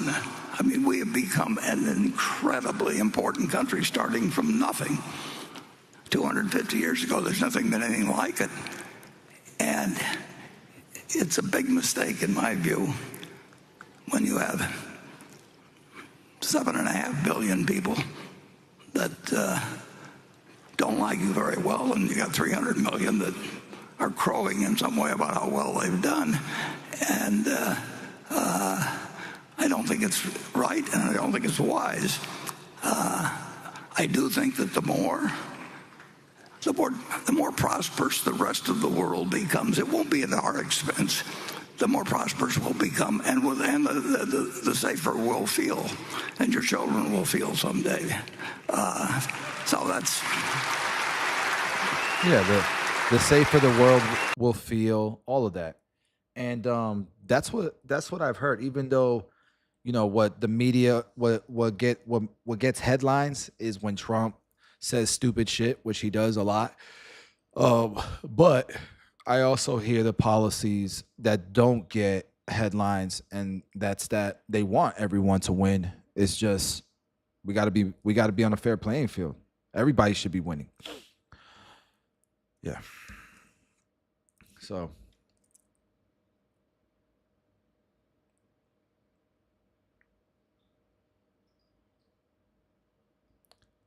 Damn, Buffett is 94 years old.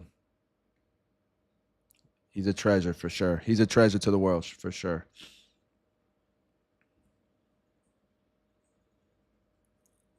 But I do get a feeling he doesn't like Trump very much. And I think Elon has said he doesn't really like Warren Buffett. He thinks he's a globalist. Which it sounds like Buffett is kind of a globalist, but I also get his angle. Again, there needs to be a balance.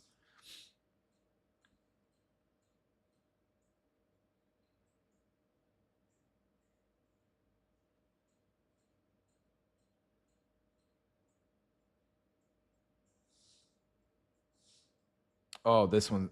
All right.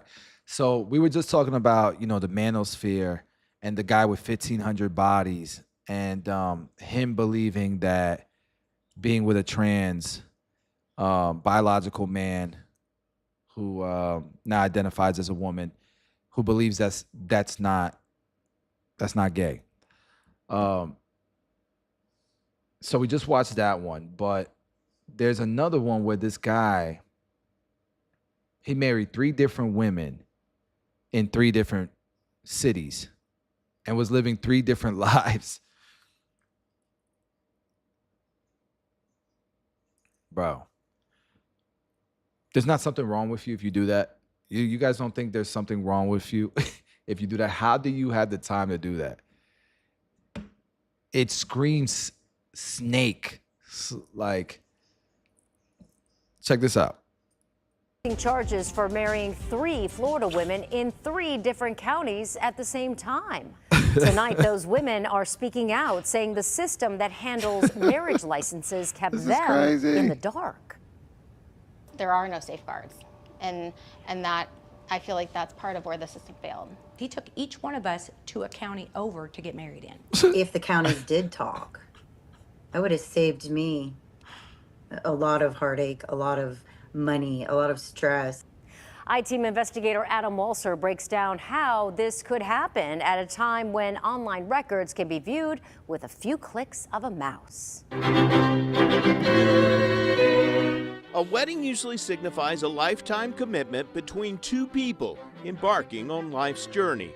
But these 3 Florida women learned they were on the same journey with Henry Betsy Jr. at the same time. This is Henry's mugshot, which is the most recent and clear picture we have of him. Boy, savage. Michelle married Henry in Hernando Manosphere. County in November 20. Hernando County. I went to high school in Hernando County. That's crazy. This is close to home. Hernando County is like 45 minutes away from where I live right now.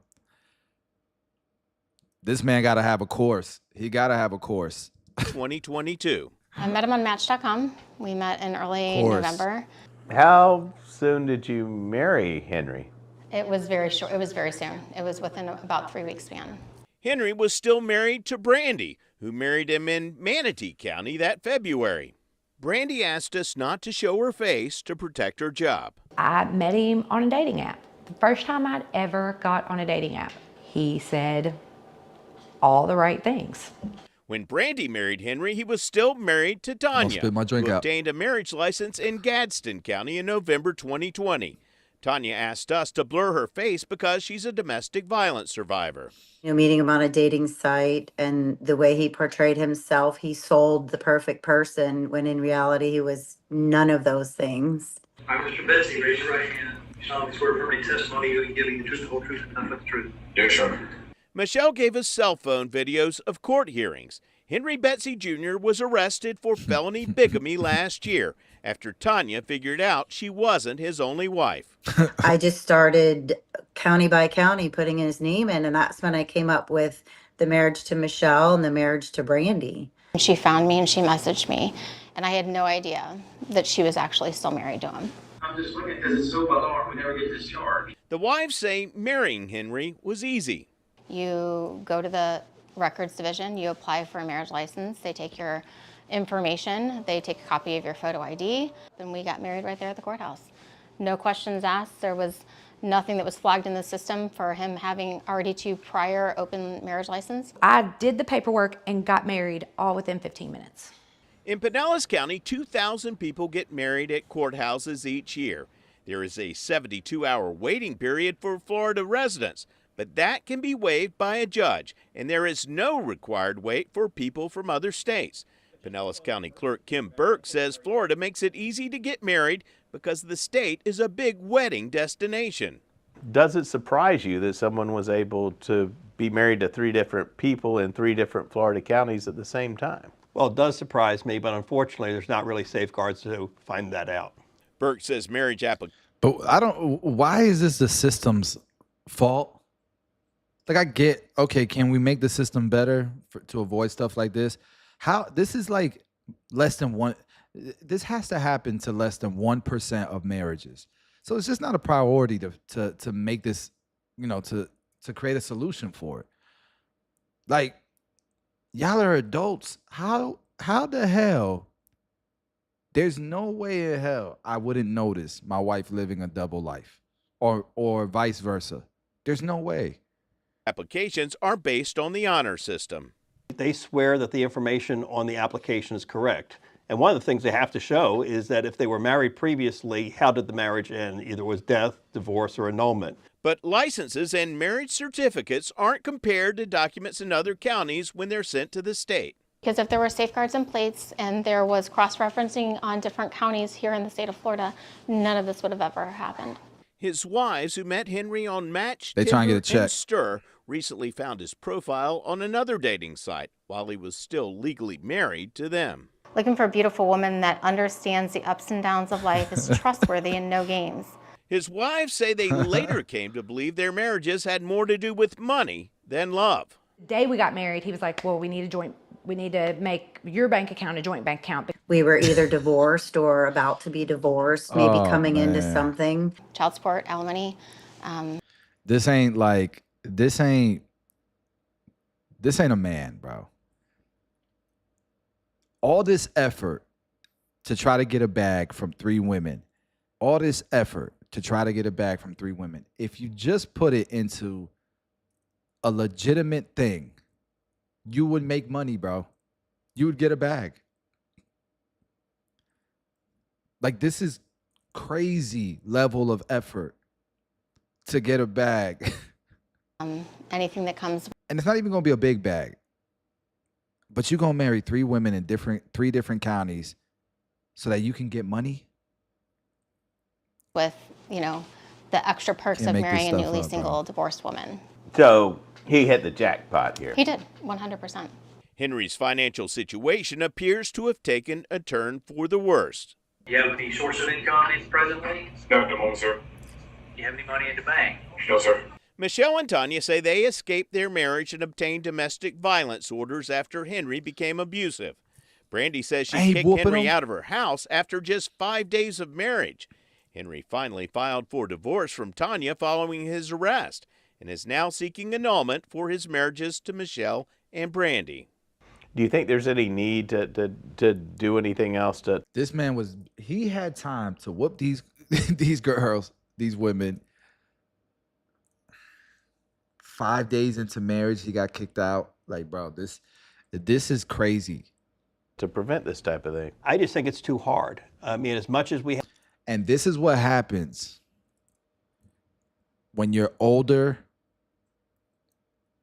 and you're in the dating place and you're on Bumble app, whatever the hell it is. These are the crazy people that are out there in the dating market at this age. Be careful.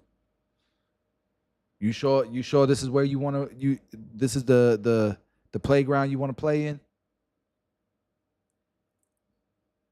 For his marriages to Michelle and Brandy.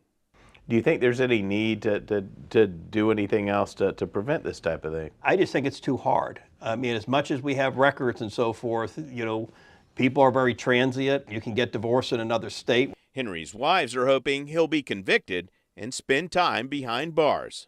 It's a potential that he may just walk away with probation, and that's what's really hurtful, is there's no accountability.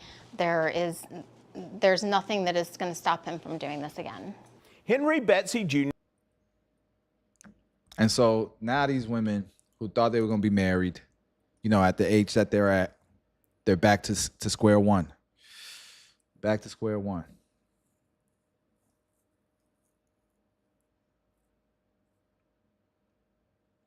Insane.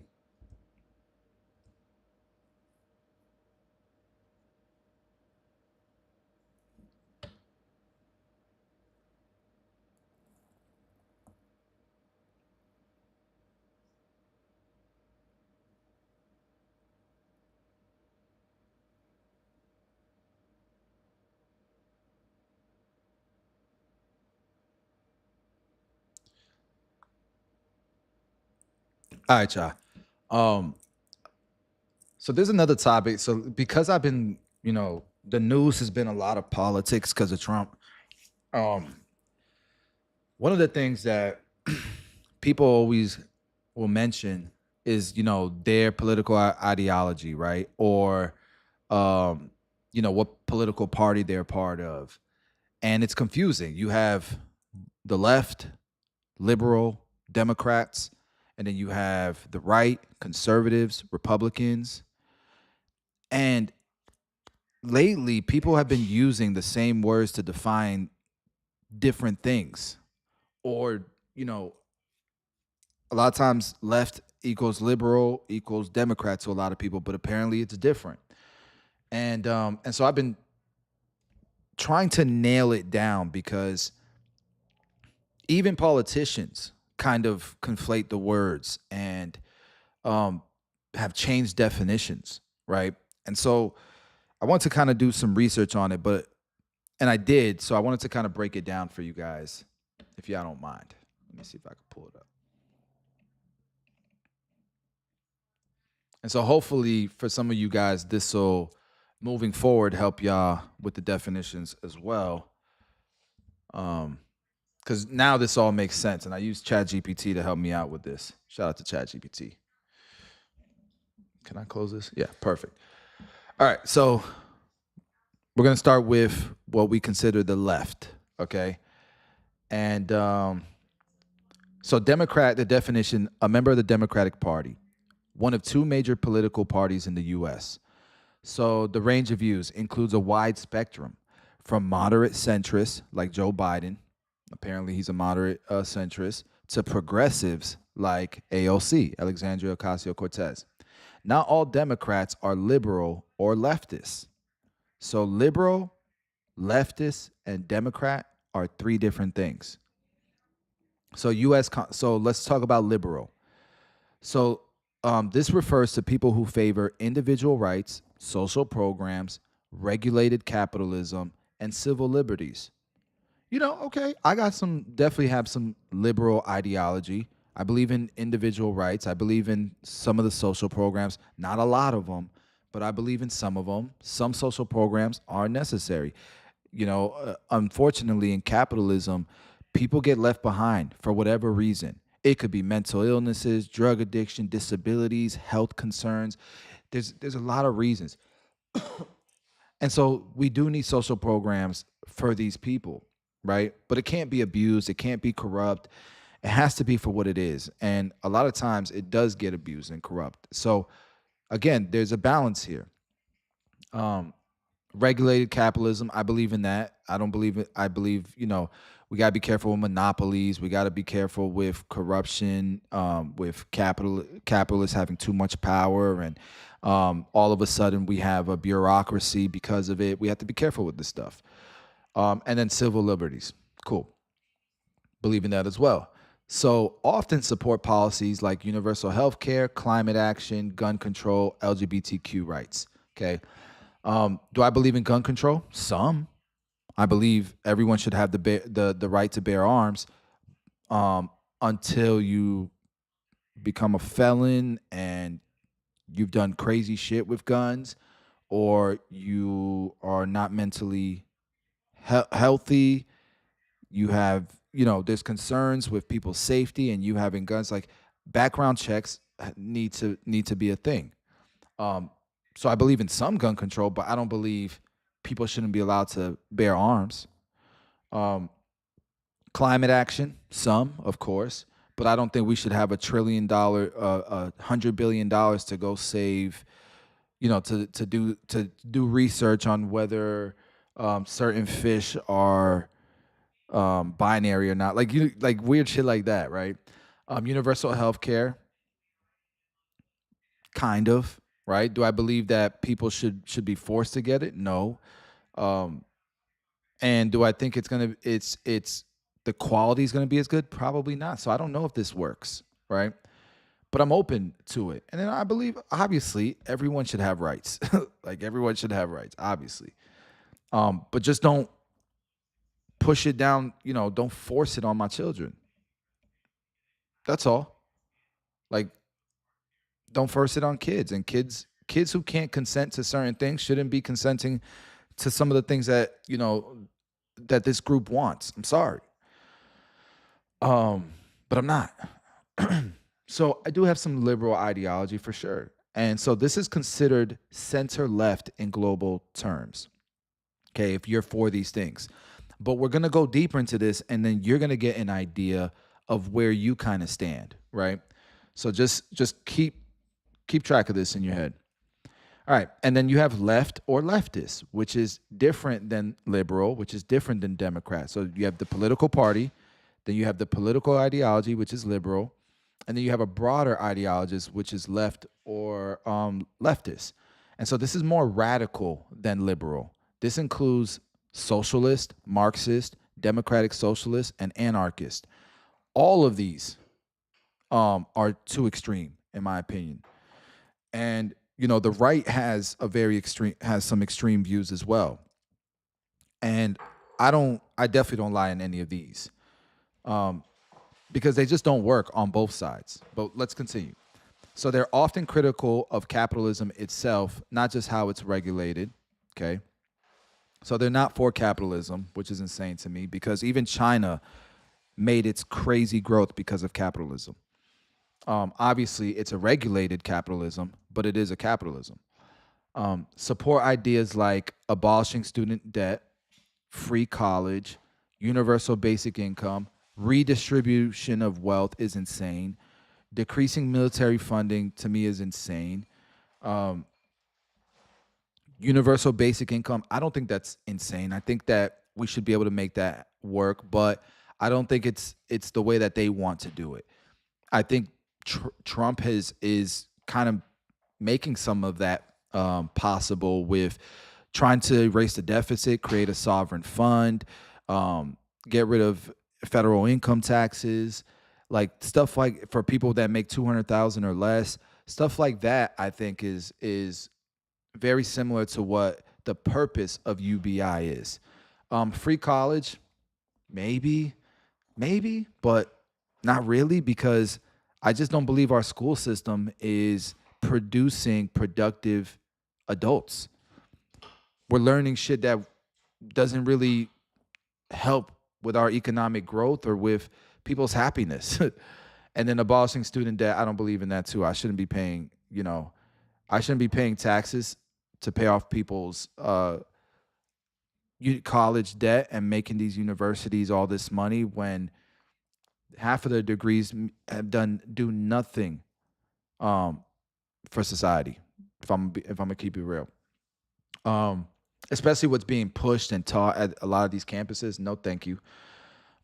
Quick analogy. So these are analogies to make more sense. Democrat is what team you're on. Liberal is you believe in rules and reforms to make the system fairer. And leftist is you want to change the system itself, not just reform it.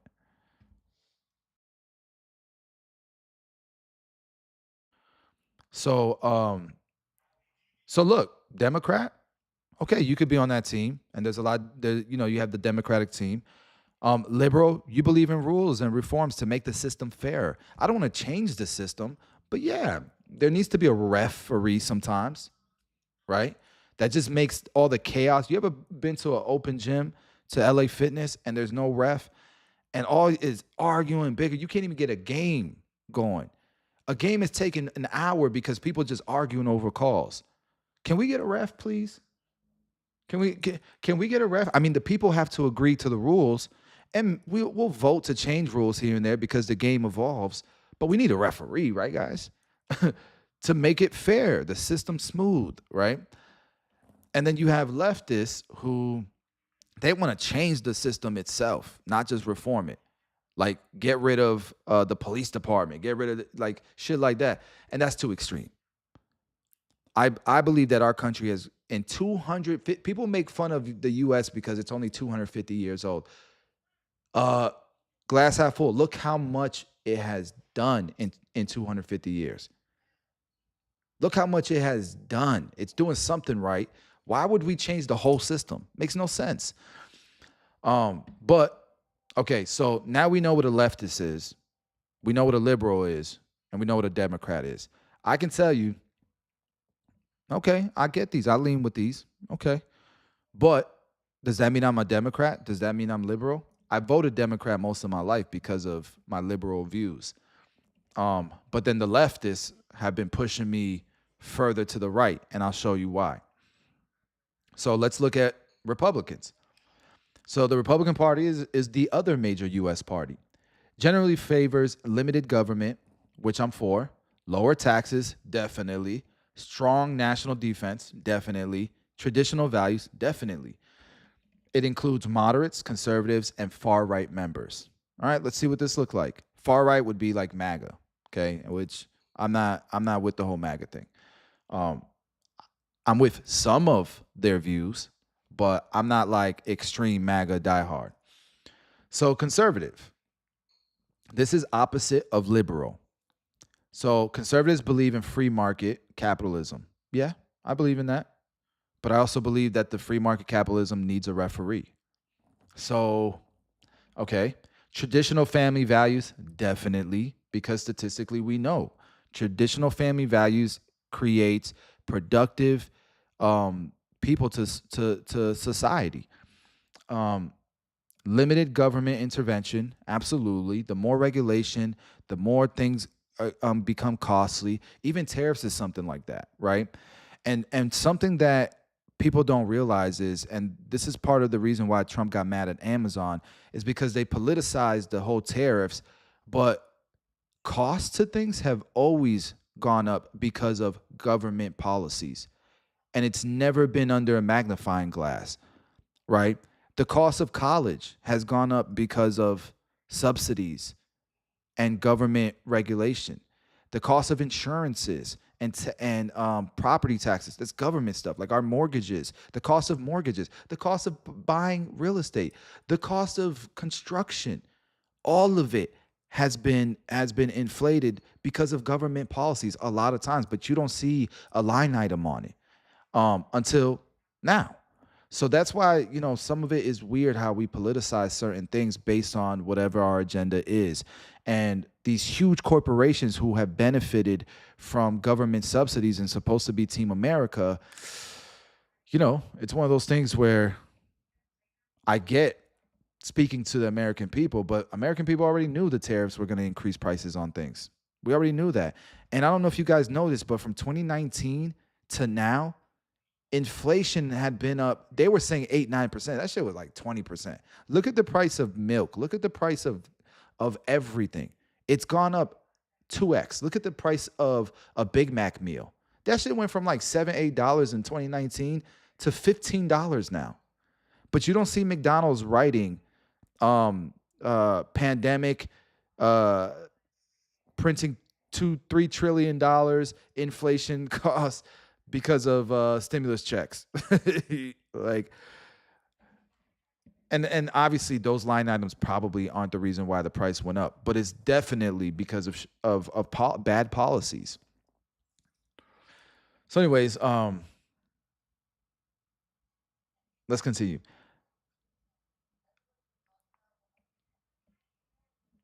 So you can still support democracy and civil rights, but with different interpretations or priorities. Okay. A lot of people act like, conservatives don't support democracy and stuff, but you can.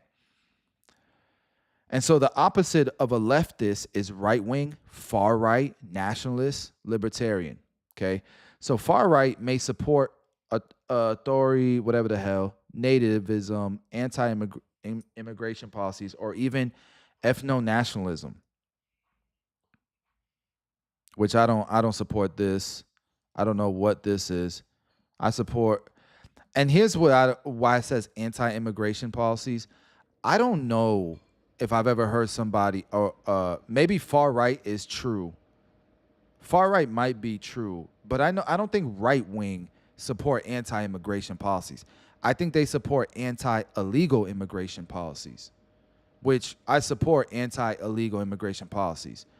But I mean, to say that, that might be a far right or nationalist thing. But I don't think that's what Republicans want. I think Republicans just want fair immigration policies. Like, if you're in line, people shouldn't be allowed to cut you. I don't like that shit when I'm getting on an airplane. I don't like that shit when I'm waiting for a ride. I don't like people cutting. You do? It's okay. Just cut. I don't think that's fair. Libertarian right. So favors extreme economic freedom, small government, but maybe more socially liberal. So libertarian favors extreme economic freedom, small government, but maybe more socially liberal. Okay, libertarian right sounds almost where I'm at. So examples of right-wing ideas: deregulating nearly all industries. I believe in deregulating, but not completely. I do believe checks and balances need to be done. So like with restaurants, I believe there should be people checking on these restaurants. Does it have to be government? No, it could be private, right? It could be a private companies that regulate.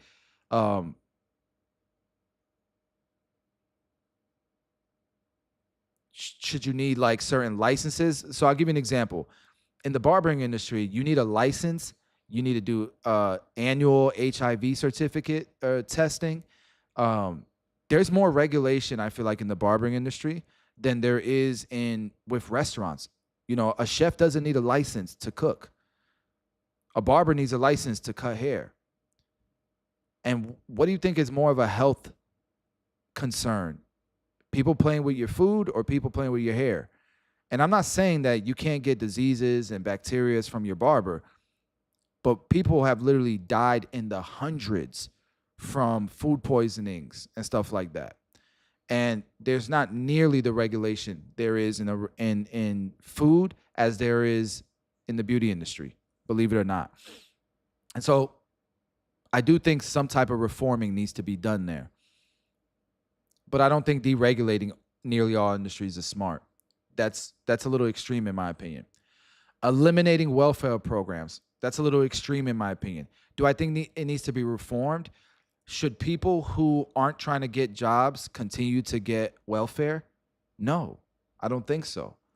Because there's people who can't get jobs that haven't been able to get welfare. There's people who are disabled. I have family members who are disabled who struggle to get the welfare that they need. But then there's people who are 24 years old, 25 years old, who are capable of getting jobs, who all they do is sign up for, fill out applications, don't show up to the job interviews, and keep collecting welfare. Strict immigration controls. Yes, I do think in strict illegal immigration controls, but I do think we should have efficient programs where good people who are going to help with America's growth and going to adopt America's beliefs and constitution because they prefer it. Like, there's plenty of people who are in communist countries that don't want to be in a communist country. Plenty of people who are in socialist countries that don't want to be in that want to come to a system like America, who want to be American and adopt our ideas and be, productive citizens of this country. We should probably facilitate that, get amazing engineers, amazing talent into this country, because that's what America is. It's a melting pot. But people should want to be here and love being here and know our laws and our constitution They should absolutely. And then privatizing education or healthcare. I'm for this because I just think the quality is so much better. But it also needs to be competitive so that prices aren't extreme on this stuff, because it is extreme. But if there was more competition, these prices wouldn't be so extreme. So an analogy is, if leftists want to dismantle or radically change the system and liberals want to reform it, then conservatives want to preserve it. And far-right movements want to tighten or revert it to an older model. That's a good analogy. And so I'm kind of in the middle, but on social things, I'm more to the left. On economic and values, I'm more a little bit to the right. And so I don't necessarily want to tighten or revert. And I do want to preserve our traditional stuff, but I do want to reform the things that should be reformed, because this country is always evolving. And so let's take a look at this. So from a U.S. political spectrum, far left would be Cornel West, who's a democratic socialist, critic of capitalism, anti-war. Far left, another one would be Noam Chomsky, who's an anarchist, and then Angela Davis, who's a Marxist. And we can go into these subjects like Marxism and stuff like that, which, again, are extreme to me. Redistribution, forced redistribution of wealth is crazy.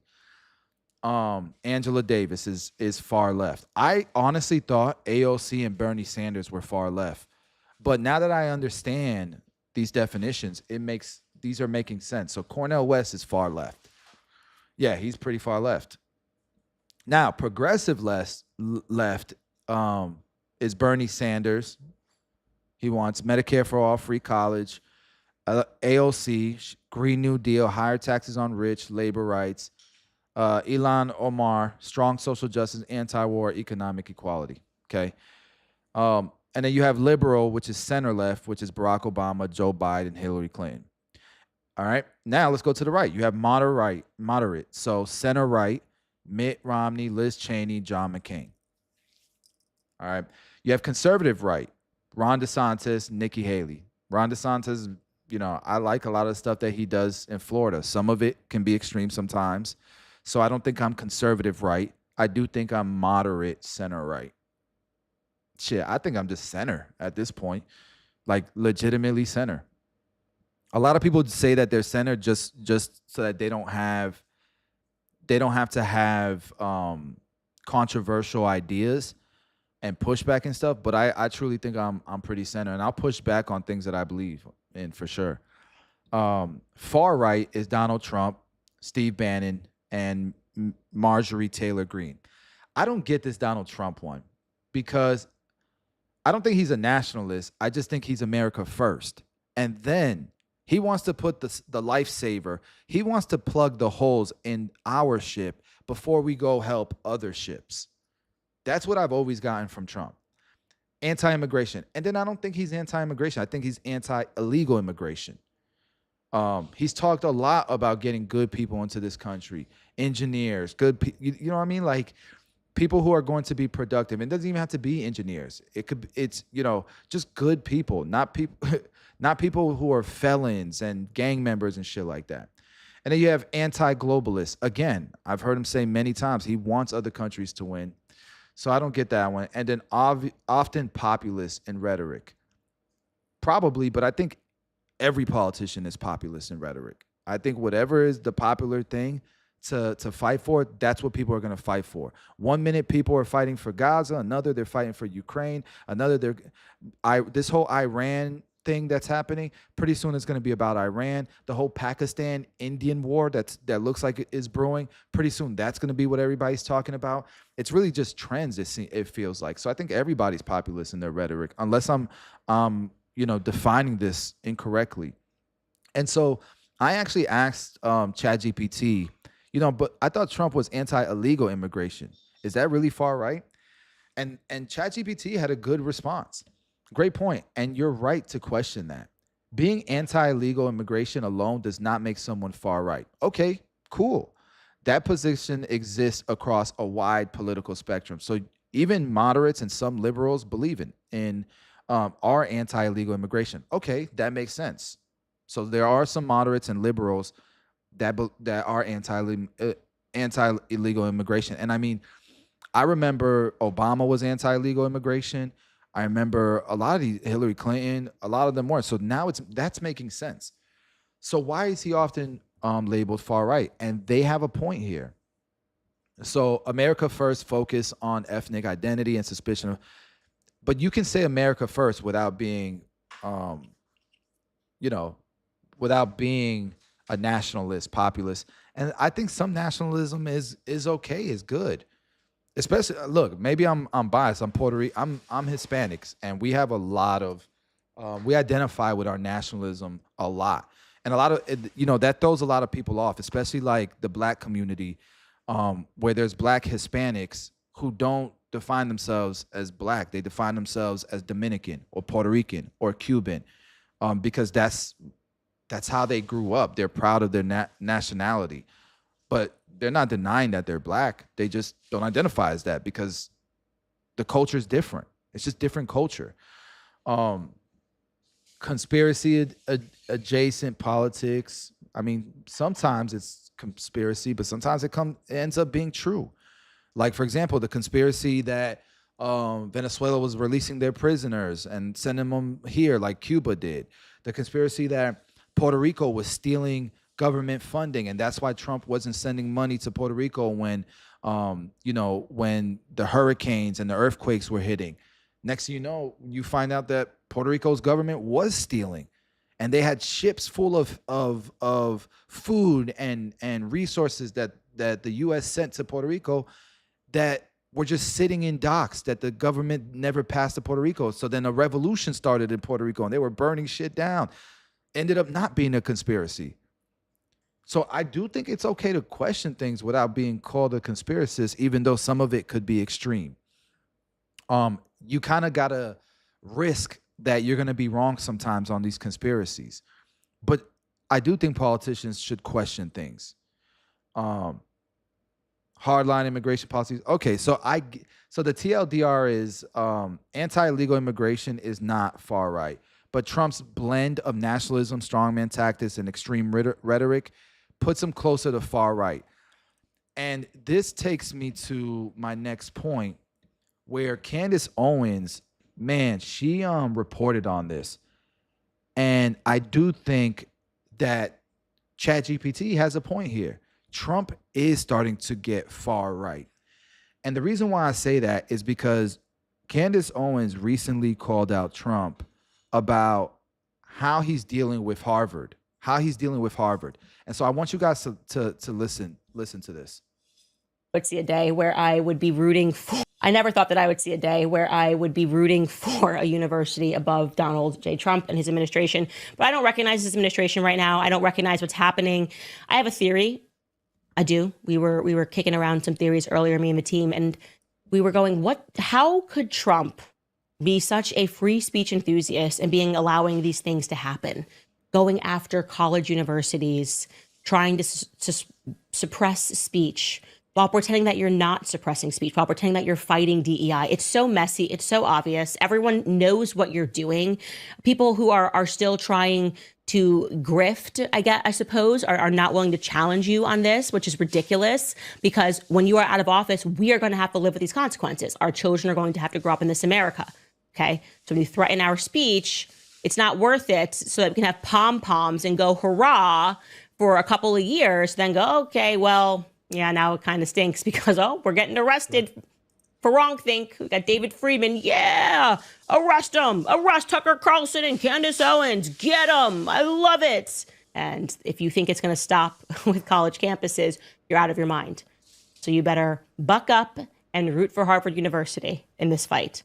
I never thought that I would see a day where I would be rooting for a university. Damn. And it's true.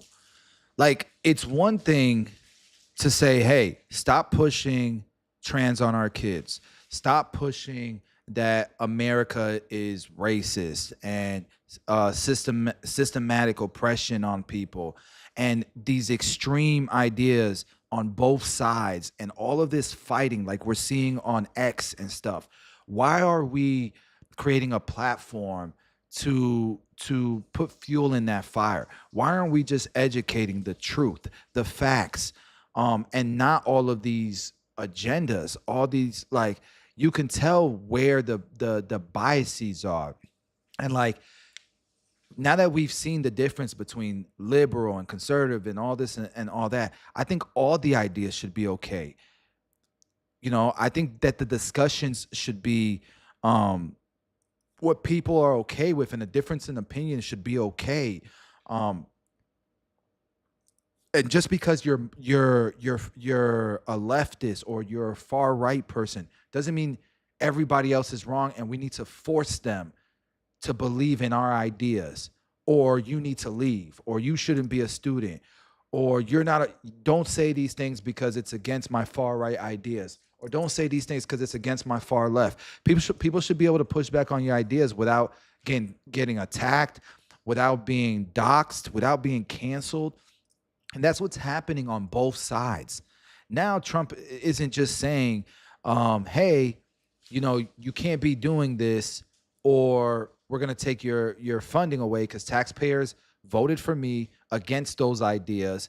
And so we're not going to allow the American citizens to pay for you pushing these ideas. That's fine, in my opinion. What's not okay is, in order to continue to get this funding, this government funding, you have to use these ideas. You can't say these words. You can't do this. That's doing the same shit. You're doing the same thing. What happened to free speech? I don't like those ideas. I don't like the ideas that you know, you shouldn't be pushing this stuff on our students and stuff, but that doesn't mean you can't talk about it.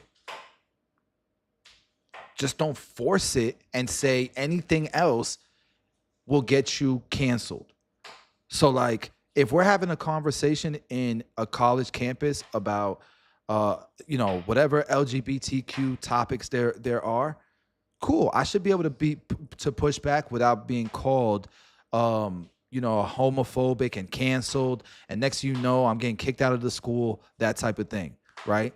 And vice versa. And vice versa. If you want to talk about certain LGBTQ topics, you shouldn't be, you know, you shouldn't be picked on and dehumanized and canceled and same shit. But both sides are getting too extreme, in my opinion. So shout out to Candace Owen for keeping it a buck. You guys know she's been a heavy Trump supporter, but she keeps it real. She keeps it real, in my opinion. Now, she ain't perfect, obviously. She's had some bad takes in the past, but I think she's had way more strong takes than bad ones. And everybody's human. And as often as these people talk, you know, if I talked as much about these topics as them, I'm bound to have a bad take. I probably already had some bad takes, right? But we should be allowed to have those bad takes. And then, you know, comments come in and might change my mind. I've had people that comment. I don't get a lot of views, but I get a lot of people that comment on my videos that actually are thought provoking, and I want to respond, and it challenges my ideas, and it might change my mind. Actually, what doesn't work is when you reach out and you try to cancel me because of a question, right? And so that leads me to the next topic that I want to talk about. But hopefully you know, I'd love to hear your thoughts on these whole ideas. Number one, on, you know, where you kind of lean on the whole political spectrum, and what you thought about Candace Owens' take on what Donald Trump's been doing to the universities. I'm Team Harvard right now, and I didn't think I'd ever say that. Okay, the next topic at hand, though, that I wanted to go over, and this will probably be the last topic for the day, because we got to start getting ready for Family Sunday. We're going over to my in-laws and spending some time with the family. So this will probably be my last take for the day. But I wanted to talk about something I thought was pretty stupid on Trump's part, but I understand both perspectives. Actually, there's two topics I want to talk about. So I'll probably be on for another 20 minutes, 30 minutes. All right, guys. But check this out. So how many of you guys saw this post? Let's see if I can pull it up.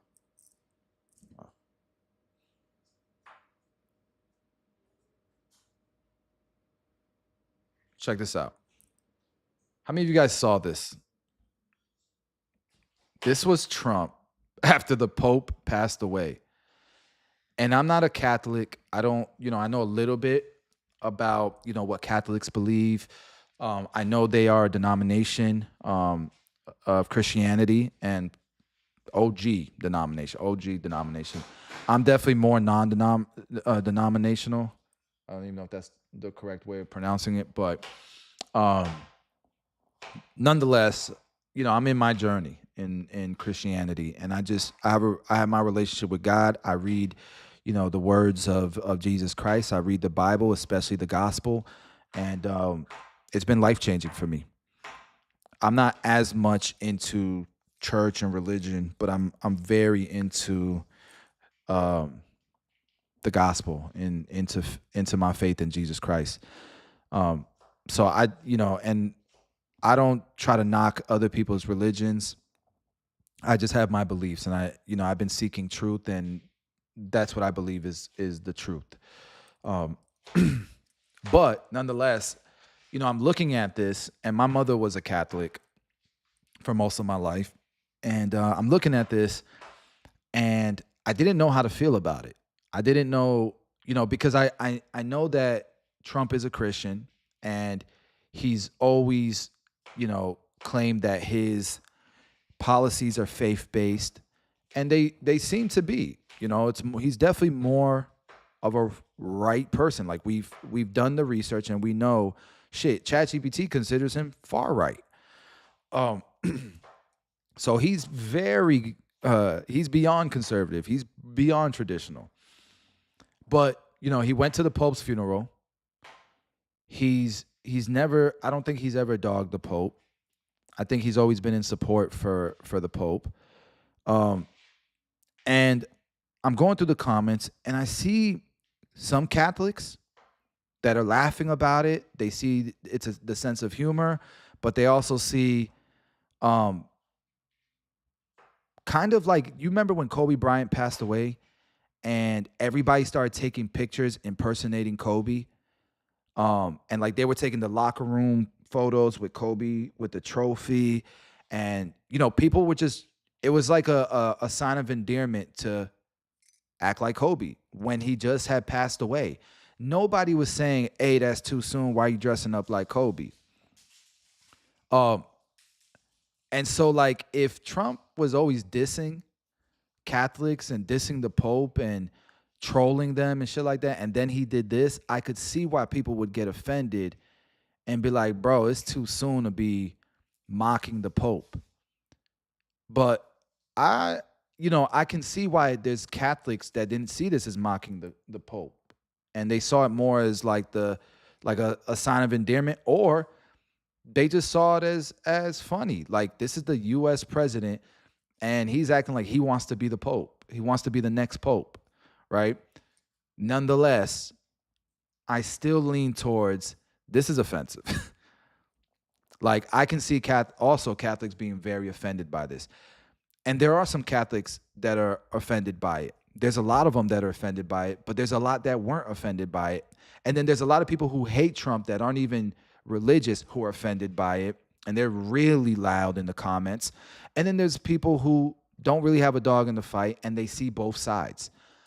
And then for me, it's like I was leaning a little bit more towards offended, because even if he didn't mean anything by it, he knows how it can be interpreted, and he knows how a lot of people would take it. And it just doesn't serve him.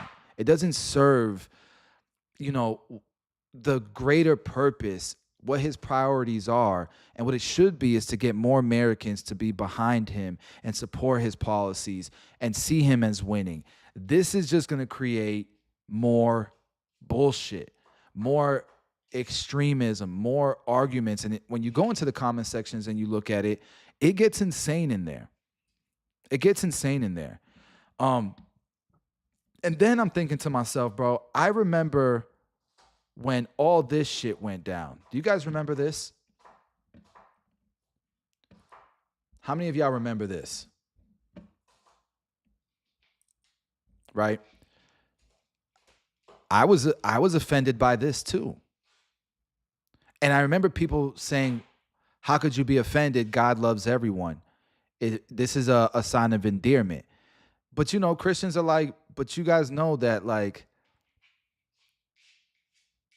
God loves everyone, but he's also going to tell you the truth. And if he believes you're sinning, he's going to tell you you're sinning. And he says that all sins are equal, right? But nonetheless, you come to our church, and if you come to church and you're doing drugs, we're going to tell you we love you, but you should stop doing drugs. We love you, but you should stop having, sex out of wedlock. We love you. You get what I'm saying? So everybody should be accepted.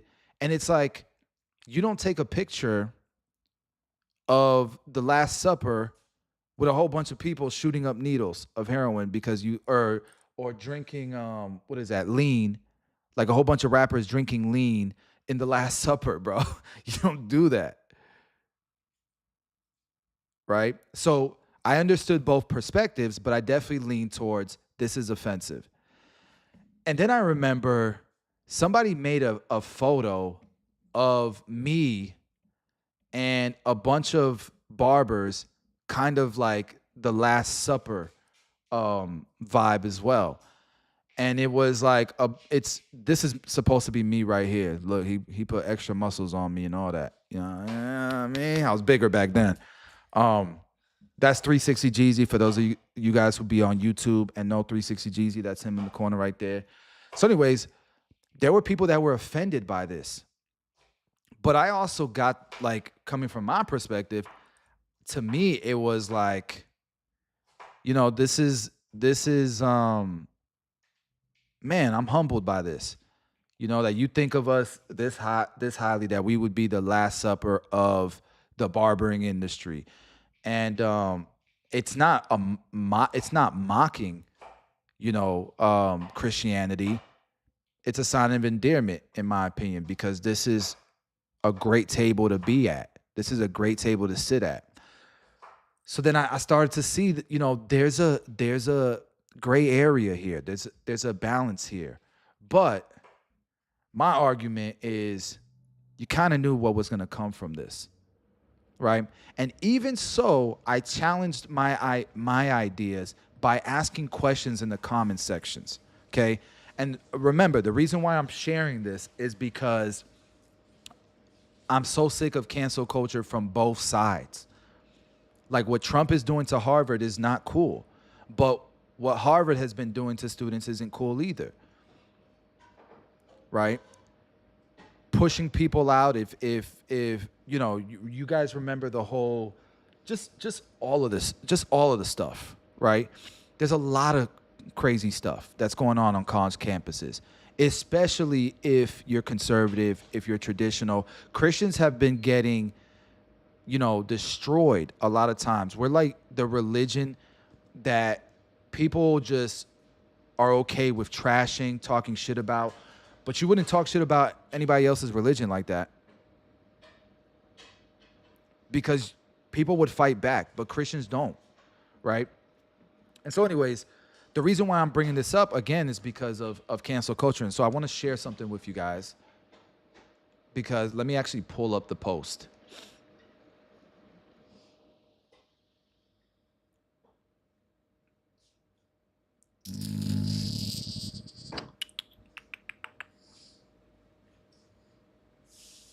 I love my little cousin.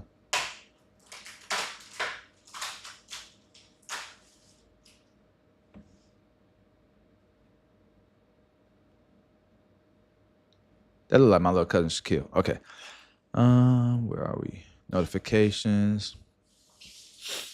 Hold on, I'm trying to pull this up real quick for you guys.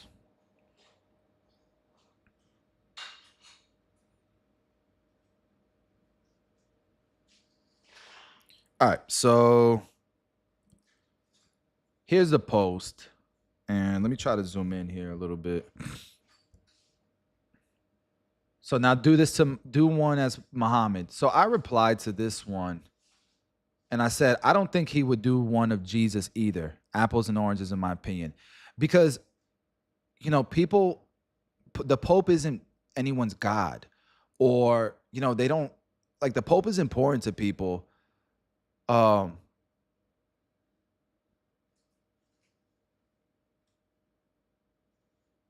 yeah.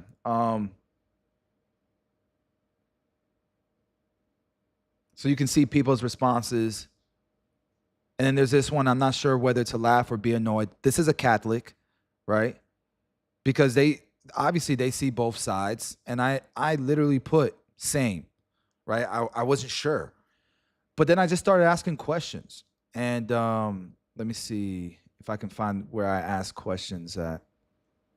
Because this doesn't work like the app, where the app, with the app, you'll see your responses right away. But I know I'm in here.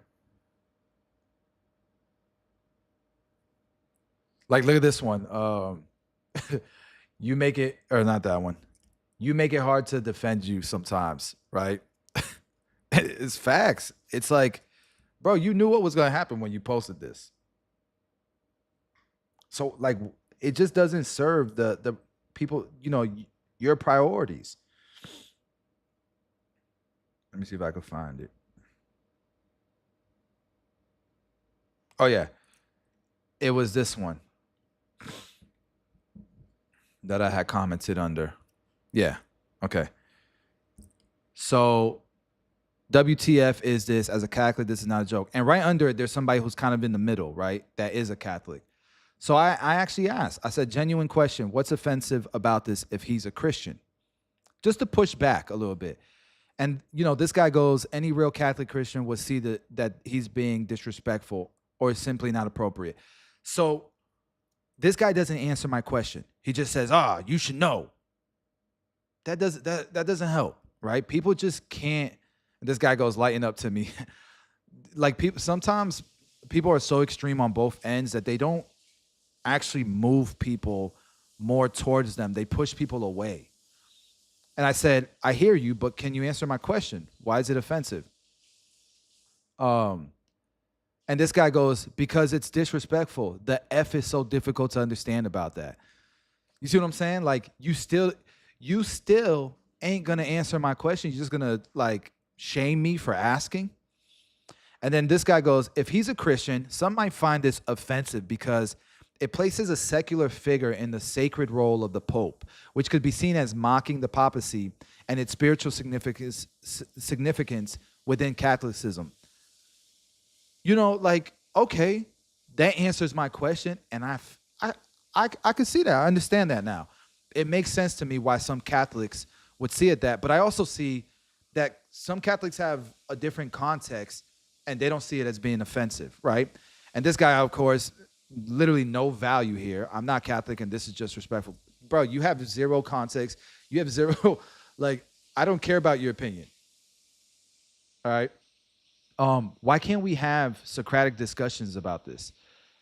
And thankfully, Gyro, he gave a really good answer, and I appreciated it. I even told him, I said, thanks, man.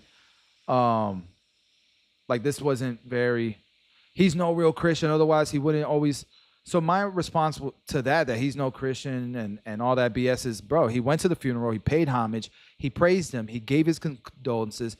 It's the president of the USA. This couldn't be considered endearment to his fans. We know he has a lot of them, so Catholic fans might, right?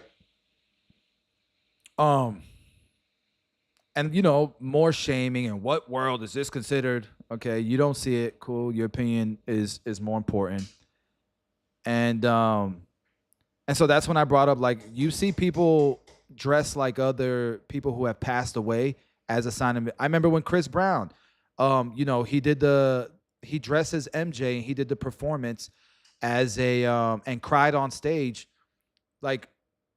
Obviously this ain't the same thing, but this might be Trump's version of doing it. I don't freaking know, right? But But anyways, I thank the guy who was respectful and actually answered my question. Look at this one. If he was dressed as a drag queen, you would not find it funny, and you would say he's attacking and being disrespectful. Yep. And I'm like, so my response to that was, I think that's apples and oranges. If he advocated for drag queens and passed policies in support and then showed up to an event dressed up as a drag queen, I don't think people would be offended. That's the point that I'm making. Trump is a politician that has supported Christian values, hasn't he? And so this was me thanking the guy who was respectful and actually answered my question. And again, the whole time, I'm actually on the side where this is offensive. I'm actually on that side. And people will say, hey, lighten up, Chris, have a sense of humor. But I get both angles. And with context, I understand that this doesn't serve the priority, which is to get more Americans on board so that he can pass the policies that the American people voted for, and so that we can be, you know, America first, and then we can raise all tides, get fair trades, just make America a better place. And that's social as well. It's not just economic. But anyways, you guys hear my angle, and then of course there's got to be somebody who ruins it, right? And I'll show you guys what I mean. This is why I'm bringing it up, because I do think that it is related to the topic, and that's that I get a message from somebody, and I don't want to put them out there, because they ended up apologizing to me after the fact. So I'm just gonna read to you guys what happened, the discussion that happened. And so let me go to messages. All right, so a guy responds to me with a screenshot of me asking genuine question, what is genuine question, what is what's offensive about this? You guys remember that question I asked? And so this guy messages me with a screenshot of it, and he goes, sickening to see you defend this ignorant man. He isn't a man of God. He's an ignorant person who is mocking the Pope, but you're too blind to see that. I will never use a Tomb 45 product again in my life. Like, damn, bro. What do my products have to do with me asking a question? So I respond to him, look, I wasn't defending him. I'm just asking questions. Chill out, bro. I hate cancel culture. You're acting like a child, bro. And then what I did was I sent him a screen recording of me, like, actually, what I thought was being fair and balanced and actually kind of against this post. And his response to that is, because, you know, people at this are so emotional. They're not trying to understand nothing. They just immediately just want to cancel you. He goes, you acting blind to his actions and asking people what's wrong is childish. It's childish to ask people what's wrong. You know, like the due diligence or the due process that you want to give Abrego Garcia, the illegal immigrant. You know that due process? You can't give me due process. You just want to cancel me. You just want to put my business out of business. You just want to take everything I worked for away from me because I asked a question that you think is childish. That's not extreme. So my response was, bro, everyone don't have to agree with you. There are Catholics and Christians that aren't offended. I'm a Christian. I can see both perspectives. You're emotional. I mean, do you treat your clients like this too? Could you imagine as a barber, this is a barber, by the way. You know, clients sit down with you and they a lot of times our clients tell us things they wouldn't tell most people. They're vulnerable in our chair. We're like their therapists a lot of times. So are you that judgmental with your clients too? And then his response is, to each its own. I don't want to cancel you. I hate cancel culture myself. I messaged you directly. Thank you for a response, but trolling isn't funny. Our religion is mourning. Sorry for being empathetic. I hope you have a good weekend. Like, I get you're being empathetic. I can be empathetic too, right? And then he goes, nah, I don't treat my clients this way at all. I have healthy conversations that are respectful. I'm thankful for that too. So why couldn't this conversation be healthy and respectful? That's, you know what I'm saying? Like, so I go, obviously you don't hate cancel culture, because what do my products have to do with me asking questions? On the same thread, I agree with another person who's confused about the whole thing. I said, you're shaming me for being blind instead of giving your perspective, having a healthy conversation. And I think that's corny. He goes, no, I don't treat my clients this way at all. I have healthy conversations. I said, what? I said, was this healthy and respectful? You attacked me for asking questions. And he goes, I said what I had to say, and you did too. It is what it is. So I said, bro, pretty much I said, I'm not ordering 245 anymore. That's what you had to say. So look, and I respect this, that most people would say, why are you even wasting your time with this guy? And the reason why I do it is, number one, it's challenging, it's thought-provoking. It makes me think about, maybe I was wrong here. But after going through it and like really thinking it through and trying to see his perspective, I just couldn't agree with him. So I did push back. And I think that my pushback ended up with a good closing. Like, we ended up finding common ground here, because at the end of the conversation, he ended up saying, I shouldn't have said what I said. I apologize. I'm sorry for attacking you like that. I hope you accept my apology sincerely. And I thought that was dope. So I said, man, I respect that. I appreciate it. Thanks. It's all good. And so we're all human, and you got to give people the benefit of the doubt that they're just emotional and they think that they're coming at things from the right place in their heart. And sometimes you got to push back a little bit, because I guarantee you that this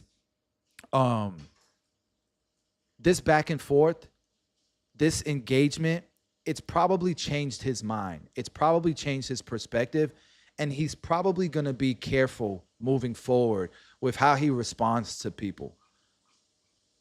So I think it's good to do this. And I get the whole argument that, oh, why are you wasting your time and stuff? But I like to do it because I do think it's productive.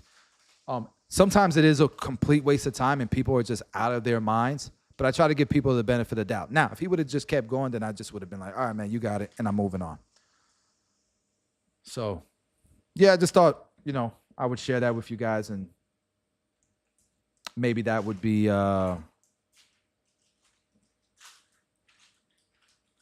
good for you guys to be exposed to. Now, this is the last thing that I want to talk about today on today's stream, because we've been talking about, the manosphere and 1,500 bodies with this guy, and this guy, he's teaching dating stuff, and he's red pillar and manosphere, but he's also like into trans people and whatever. Do your thing. Do your thing. But there's also this idea of, men teaching other men to, marriage is a bad deal, and that go out, get as many bodies and all that stuff as possible. Now, there are Facebook groups out there, and a lot of it will be like community Facebook groups, and it'll be like moms groups, like the moms of this city, right? So let's say it's Newport Richey. Newport Richey is a city out here, and it could be the moms of Newport Richey, and it's a Facebook group with like 10,000 moms. Let me show you some of the conversations. I'm not in this group, but my wife be showing me some of these because she'd be like in disbelief. And I'd be like, damn, this is crazy. Let me show you a post that was made in one of these groups. Check it out. Babe, I got your permission, right? And I promise you I crossed everybody out. My wife don't want me exposing people. So anyways, look at this. My girls with sugar daddies, where did you find them? I just moved here and had one back home, but currently looking for a new one. Apps or anything? So I be telling y'all, don't be on these damn apps, because what do you think is there? I be telling y'all, why y'all at these clubs, man? Why are y'all going to what do you think you finding at, in Ybor City or in these bars or nightlife places? Like, what do you think is there when you're looking for women? Okay. So somebody, another lady responds, make your own money, seriously. Relying on a man financially is a trap. And then somebody goes, this is a different person. Responds to her, go be a hater elsewhere. Nobody nowhere mentioned relying on one for money. Some people want extra cash in addition to already making their own money, especially with the cost of living right now. So that's these females' logic. Hey, that's insane. Nah, what are you talking about? We're not relying on anybody. We just want some extra cash. So we're gonna go get a sugar daddy. So we're gonna give our body, we're gonna give our what would you say, like our dignity for some extra cash on the side? Well, it's not rent. They said, what do you talk about? Nobody's relying on no one for money. They just want extra cash. This ain't. But she want to get that Louis Vuitton bag too. So she want to be able to pay her rent, but she want to get the Louis Vuitton bag too. So we're gonna go out here with men twice our age. We're gonna give up the box. Well, those men know what it is. Oh, they know what it is, of course, but some of them don't. I know some of them don't because I be hearing all these guys in the manosphere saying, these women just want you for your money. I don't know. I mean, there's also marriages and stuff. 40 years older than them. But you know that woman that you like, the press secretary? You know her husband's 60 years old? You know she's 27? And she's successful.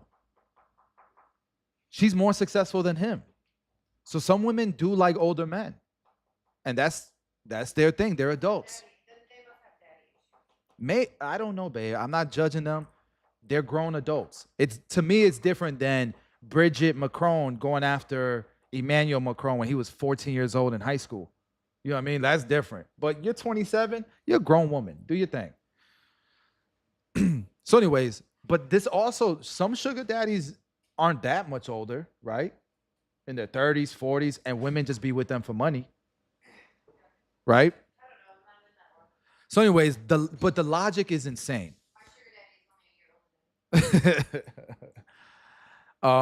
Listen, I'm whatever that is, and that's a great question. I'll be happy with a Splenda auntie right about now. So like, these are conversations that they're having. But check this out. They're giving advice. Let's go deeper into this thread because they're actually giving advice. Watch this. Look at this. No, for real, I need a sugar mama. Okay. Casino, so that was a lesbian, I guess, that wants a sugar mama. But they're still talking about sugar daddies, right? So you got to go to a casino, friend. See what I'm saying? Why are y'all at the casino looking for women? What the hell you think you're going to get? In casinos, in clubs, in all of these places. But you over here talking about you can't find a good woman. It's marriage is a bad deal. All of this. Bro, look at where you're going and look at the women that know where to find you. Because you the one, you going to casinos, you going to clubs, all that shit. And they know how to attract you. Look, they know exactly how to attract us. Look at this. Dress sexy but classy. Go by high betting tables. Always bring like $20 and play something, but look completely clueless and approachable. More 10 times than not, a man will give you some of his chips to bet, keep. It works every time. Y'all be out here getting played. You damn fool. Damn fool. Man, this sound like some shit like somebody close to me, like my nephew or something would do. I just gotta slap him in the back of the head. You damn fool. She saw you coming from a mile ahead. Also, look up art auction events. Those exotic car events. Yeah, you got that exotic whip. You go to the exotic car. What do you think you're attracting with the exotic top down? You know what I mean? What do you think you're attracting? You think you're attracting somebody who's with you because she was attracted to your looks? Horse racing events, gambling. There's always bored rich men ready to spend. Mine added me randomly on Snap. Laughed my ass off. Remember how I was saying you on TikTok, you on Instagram, you on Snap, trying to find the love of your life? And her photos are literally thirst traps the whole time. And that's what you trying to take out on a date. Talking about these women aren't serious and stuff. And look, want to share? want to share your sugar daddy. These women are crazy. So look, I keep trying to give y'all advice, man. Just work on yourself. Personal development. On making sure that your ship is smooth sailing.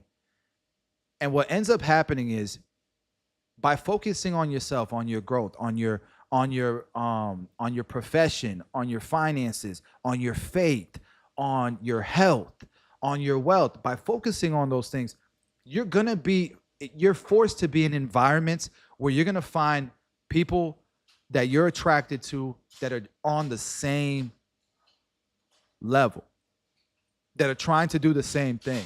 And you're gonna get to know people, not even going into it trying to marry them. You're gonna get to know people for other reasons, and all of a sudden y'all start realizing, hey, we have mutual things, and all of a sudden you start hanging out. Like, a lot of amazing marriages happen that way. But chances are they're not gonna happen meeting chicks at casinos, clubs, and shit like that, man. I just thought that was hilarious to be able to see that. And I think, babe, you probably show me one of these once a month. They're weekly. These threads are weekly. And this is a mom's Facebook group. Oh, it's not? What was it? It's a yeah, so it's just a local women's Facebook group. You see some crazy ones in the moms groups though. Okay, but you see like some crazy ones. Like what is it? Women plotting on their husbands, divorces and shit, trying to get their money, women having affairs, shit like that, right? Okay, all right. All right, you guys, that's it for me today. That's it for my stream. If y'all got any feedback, anything y'all want me to cover in the future, please do let me know. I will check you guys out in the comments, and I'll see you guys tomorrow.